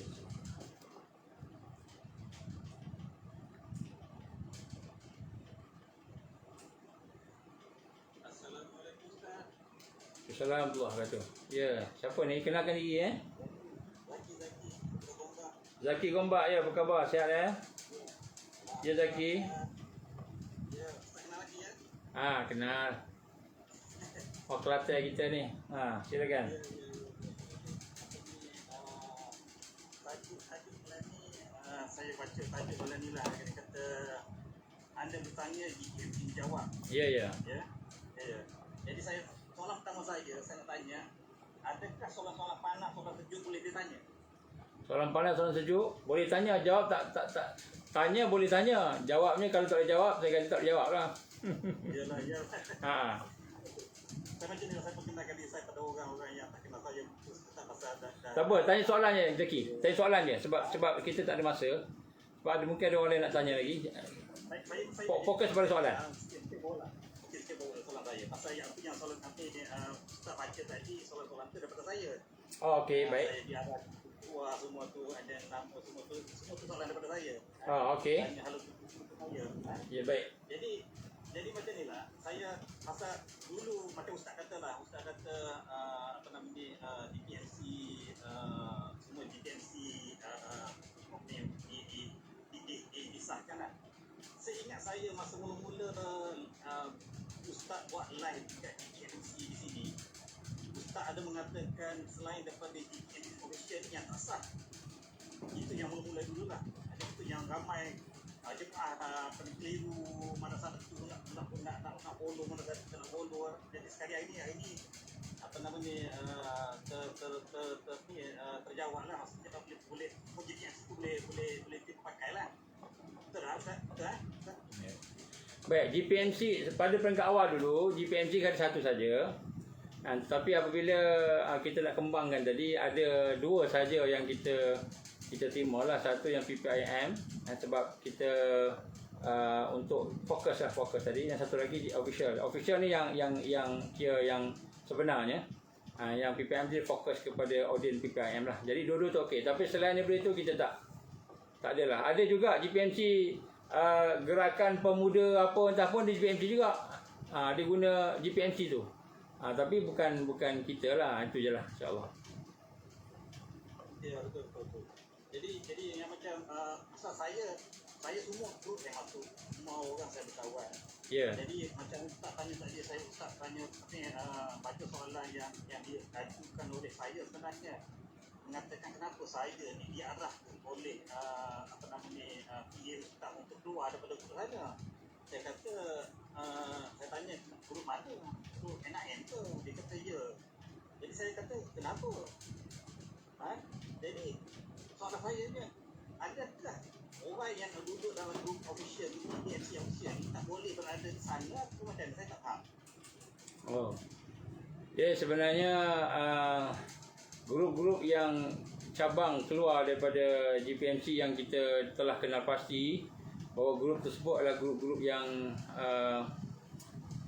tidak mengikut apa yang kita nak lah, tapi dia menggambarkan seperti itulah GPMC tapi dia bukan GPMC sebab ada tujuan-tujuan tentu, maka kita akan kata itu bukan kami lah. Kalau nak join tak ada masalah, join lah.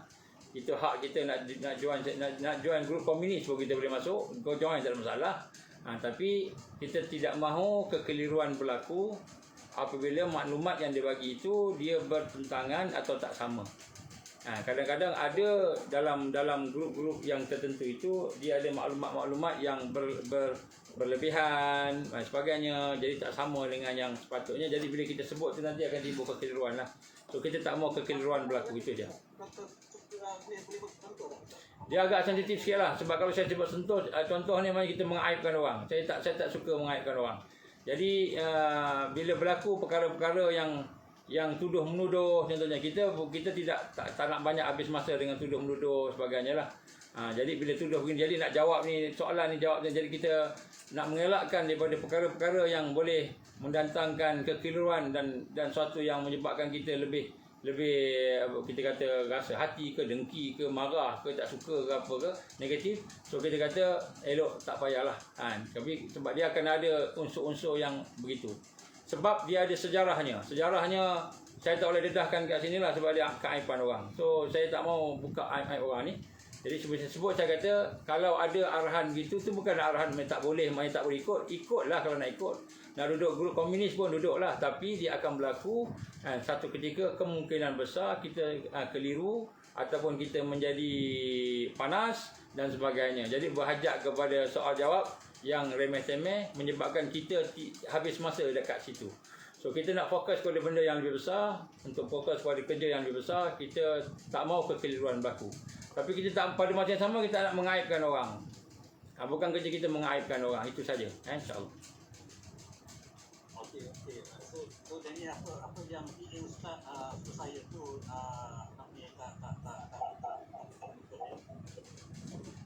dia kalau dia suruh tu dalam rangka dia tak mau kita keliru itu je lah.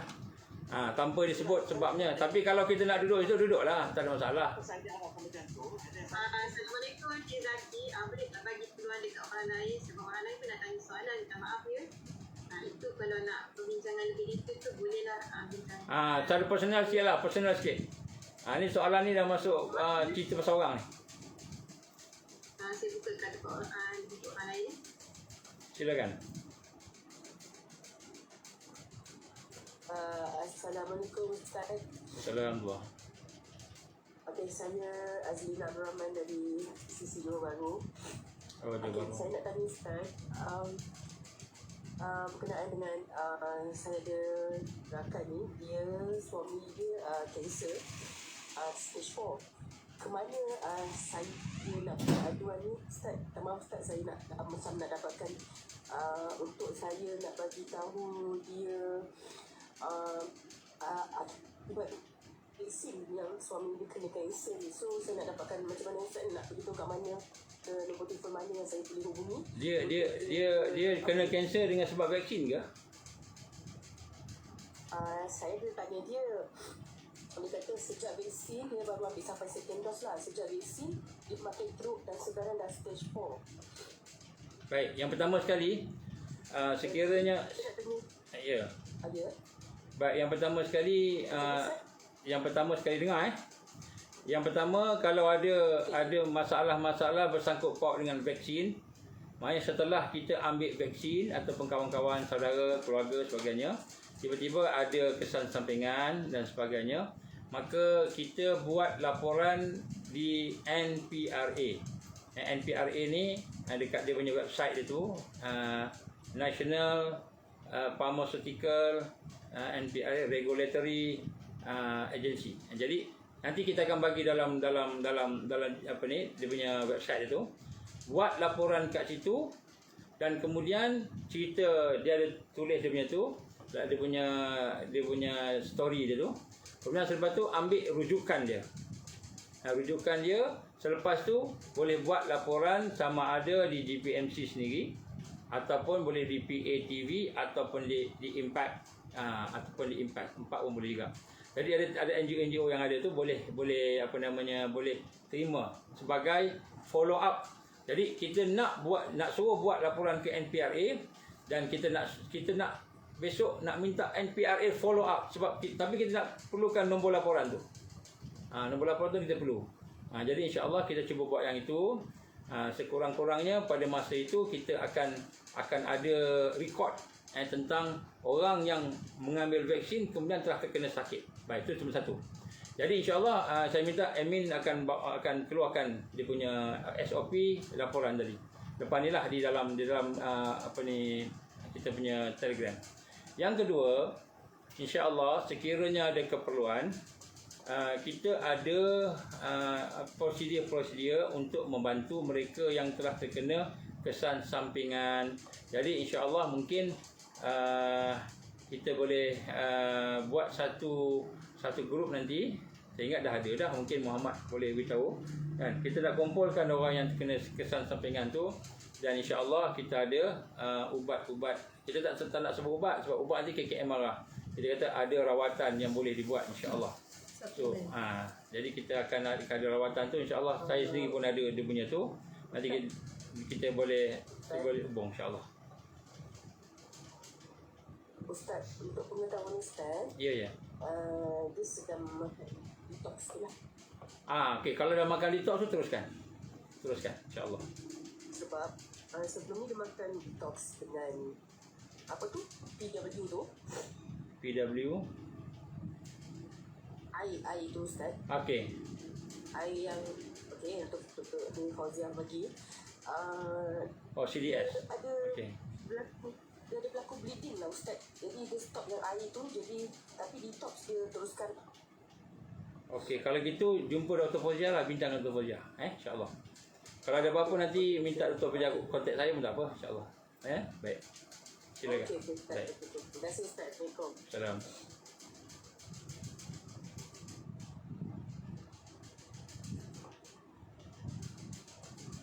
Ada lain lagi? Kalau tak ada kita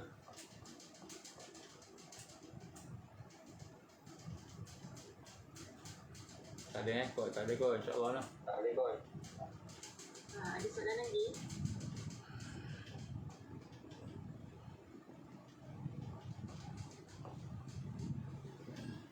So, maknanya dia pun dah pukul 11.30 dah ni. InsyaAllah. Syam Rockers, tak nak tanya Syam Rockers. Ternampak nama Syam Rockers ni. Okey, insyaAllah. So, saya ingat itu sebagai untuk malam ni. InsyaAllah kita akan ada lagi nanti. Ya. Ya, okey, dengar. Okey. Soalan terakhir tu Ustaz Rondo. Soalan terakhir. Siapa ni? Saya Farid dari Penang. Farid, baik, sila Farid. Ustaz nak tanya mengenai kod chain lah yang bagi viral lah kan, yang kita hilang sifat kita untuk sesuai dengan macam-macam yang viral main kan. Semua macam mana apa berapa Ustaz daripada kajian yang Ustaz tengok lah, dan macam tengok yang orang naik motor telanjang bogey, yang keluar telanjang bogey ramai lah ni, sejauh mana dia kod dia dengan mengaruhi sama ada di vaksin atau tak vaksin tapi gelombang rendah ni. Ustaz rekomen lah, mungkin ada pentingnya kita boleh buat quick motif Ustaz. Assalamualaikum. Sebenarnya saya nak cakap pun susah juga tapi satu perkara yang kita kaji lah. Ni kajian kami lah. Ada juga di dalam ingredient yang ada di dalam suntikan yang diberi, ataupun di dalam apa, sebab ada banyak sebab boleh jadi macam itu. Halusinasi, boleh menimbulkan karakter yang luar biasa, yang melampaui kemanusiaan, cara berfikir dan sebagainya tu. Jadi benda tu memang ada, sebab ujian-ujian yang dibuat ke atas binatang pun dia jadi macam tu juga kan. Tapi untuk saya sebut secara umum di sini, dia tidak adil. Kita kena datangkan dengan fakta lah. Jadi fakta tu mungkin kita akan bekalkan kemudian sikit. Tetapi apa yang saya dapati, berlaku satu perubahan emosi dan berlaku satu perubahan subconscious yang agak tinggi di kalangan rakyat kita pada masa-masa tertentu. Kita dapati ada masa-masa tertentu kita sendiri pun mungkin rasa macam panas je, macam baran je, macam nak marah orang aja kan. Kadang-kadang macam itu. Dan ada juga masa-masanya kadang-kadang kita malas saja. Dia jadi macam itu. Dan dia ada kaitan juga dengan macam-macam lah kita nak sebut sini.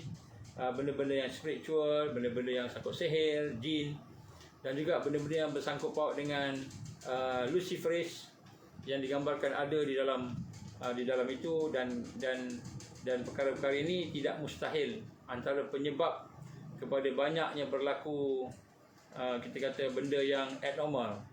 Abnormal. Saya baru bercakap juga tadi dengan Dr. Nurul tadi, Dr. Nurul Huda lah. Dia sebut sikit tentang perkara-perkara yang berkenaan dengan gangguan-gangguan ni yang lahir daripada pelbagai ni. Dan kali ni ada kajian-kajian yang disebut bukan saja oleh orang-orang kita, tapi juga oleh orang barat. Doktor-doktor daripada luar negara pun ada sebut tentang berlakunya kita kata perkara-perkara yang menyebabkan pemikiran tu tak boleh waras kan. Macam mana yang berlaku, dia sembelih maknya, kemudian dia bertelanjang, dia naik motor pergi keluar kan.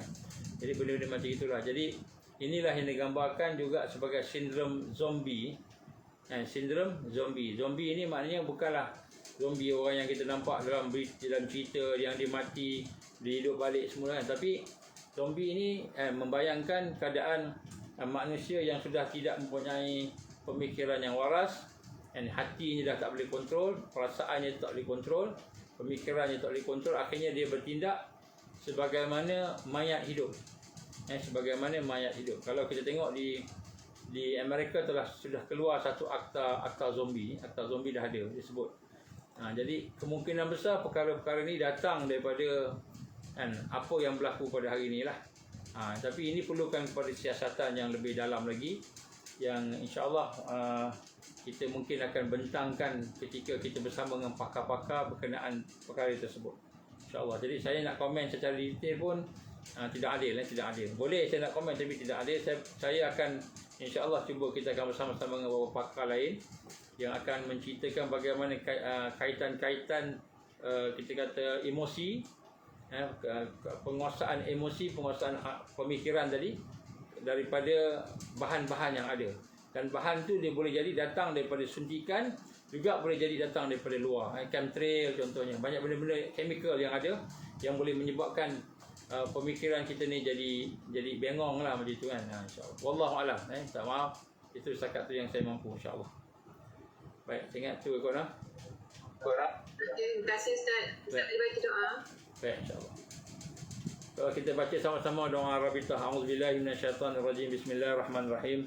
Alhamdulillahirabbil alamin, wassalatu wassalamu ala asyrafil anbiya'i wal mursalin wa ala alihi wa sahbihi ajma'in. Allahumma innaka ta'lam anna hadhihi al-qulub qad ijtamat ala muhabbatik wa taqat ala ta'atik wa tawahadat ala da'watik wa ta'ahadat ala nusrati syari'atik. واسق اللهم رابطتها وعدمتها واهدها سبلها واملأها بنورك الذي لا يخبو واشرح صدورها بفيض الإيمان بك وجمل التوكل عليك وأحييها بمعرفتك وأمت على الشهادة في سبيلك يا الله إنك نعم المولى ونعم النصير. اللهم يا مقلب القلوب ثبت قلوبنا على دينك وعلى طاعتك وعلى جهاد في سبيلك لا إله إلا أنت سبحانك إنا كنا من الظالمين ربنا أتمم لنا نورنا واغفر لنا إنك على كل شيء قدير ربنا لا تزغ قلوبنا بعد إذ هديتنا وهب لنا من لدنك رحمة إنك أنت الوهاب ربنا هب لنا من أزواجنا وذرياتنا قرة أعين واجعلنا للمتقين إماما ربنا هب لنا من أزواجنا وذرياتنا قرة أعين واجعلنا للمتقين إماما اللهم اجعلنا من المؤمنين حقا اللهم اجعلنا من المتقين حقا اللهم اجعلنا من المحسنين حقا اللهم اجعلنا من المقربين اللهم اجعلنا من الواصلين اللهم اجعلنا من المحبين اللهم اجعلنا من العارفين اللهم اجعلنا من الصديقين والشهداء والصالحين اللهم اجعلنا يا الله من المهديين ربنا أتمم لنا نورنا واغفر لنا إنك على كل شيء قدير ربنا آتنا في الدنيا حسنة وفي الآخرة حسنة وقنا عذاب النار وصلى الله على سيدنا محمد وعلى آله وصحبه وبارك وسلم سبحان ربك رب العزة عما يصفون والسلام على المرسلين والحمد لله رب العالمين سبحانك اللهم وبحمدك أشهد أن لا إله إلا أنت أستغفرك وأتوب إليك بسم الله الرحمن الرحيم والعصر إن الإنسان لفي خسر إلا الذين آمنوا وعملوا الصالحات وتواصوا بالحق وتواصوا بالصبر وبالله التوفيق والهداية السلام عليكم ورحمة الله وبركاته. Terima kasih Ustaz. Terima kasih semua. Terima kasih semua. Okay.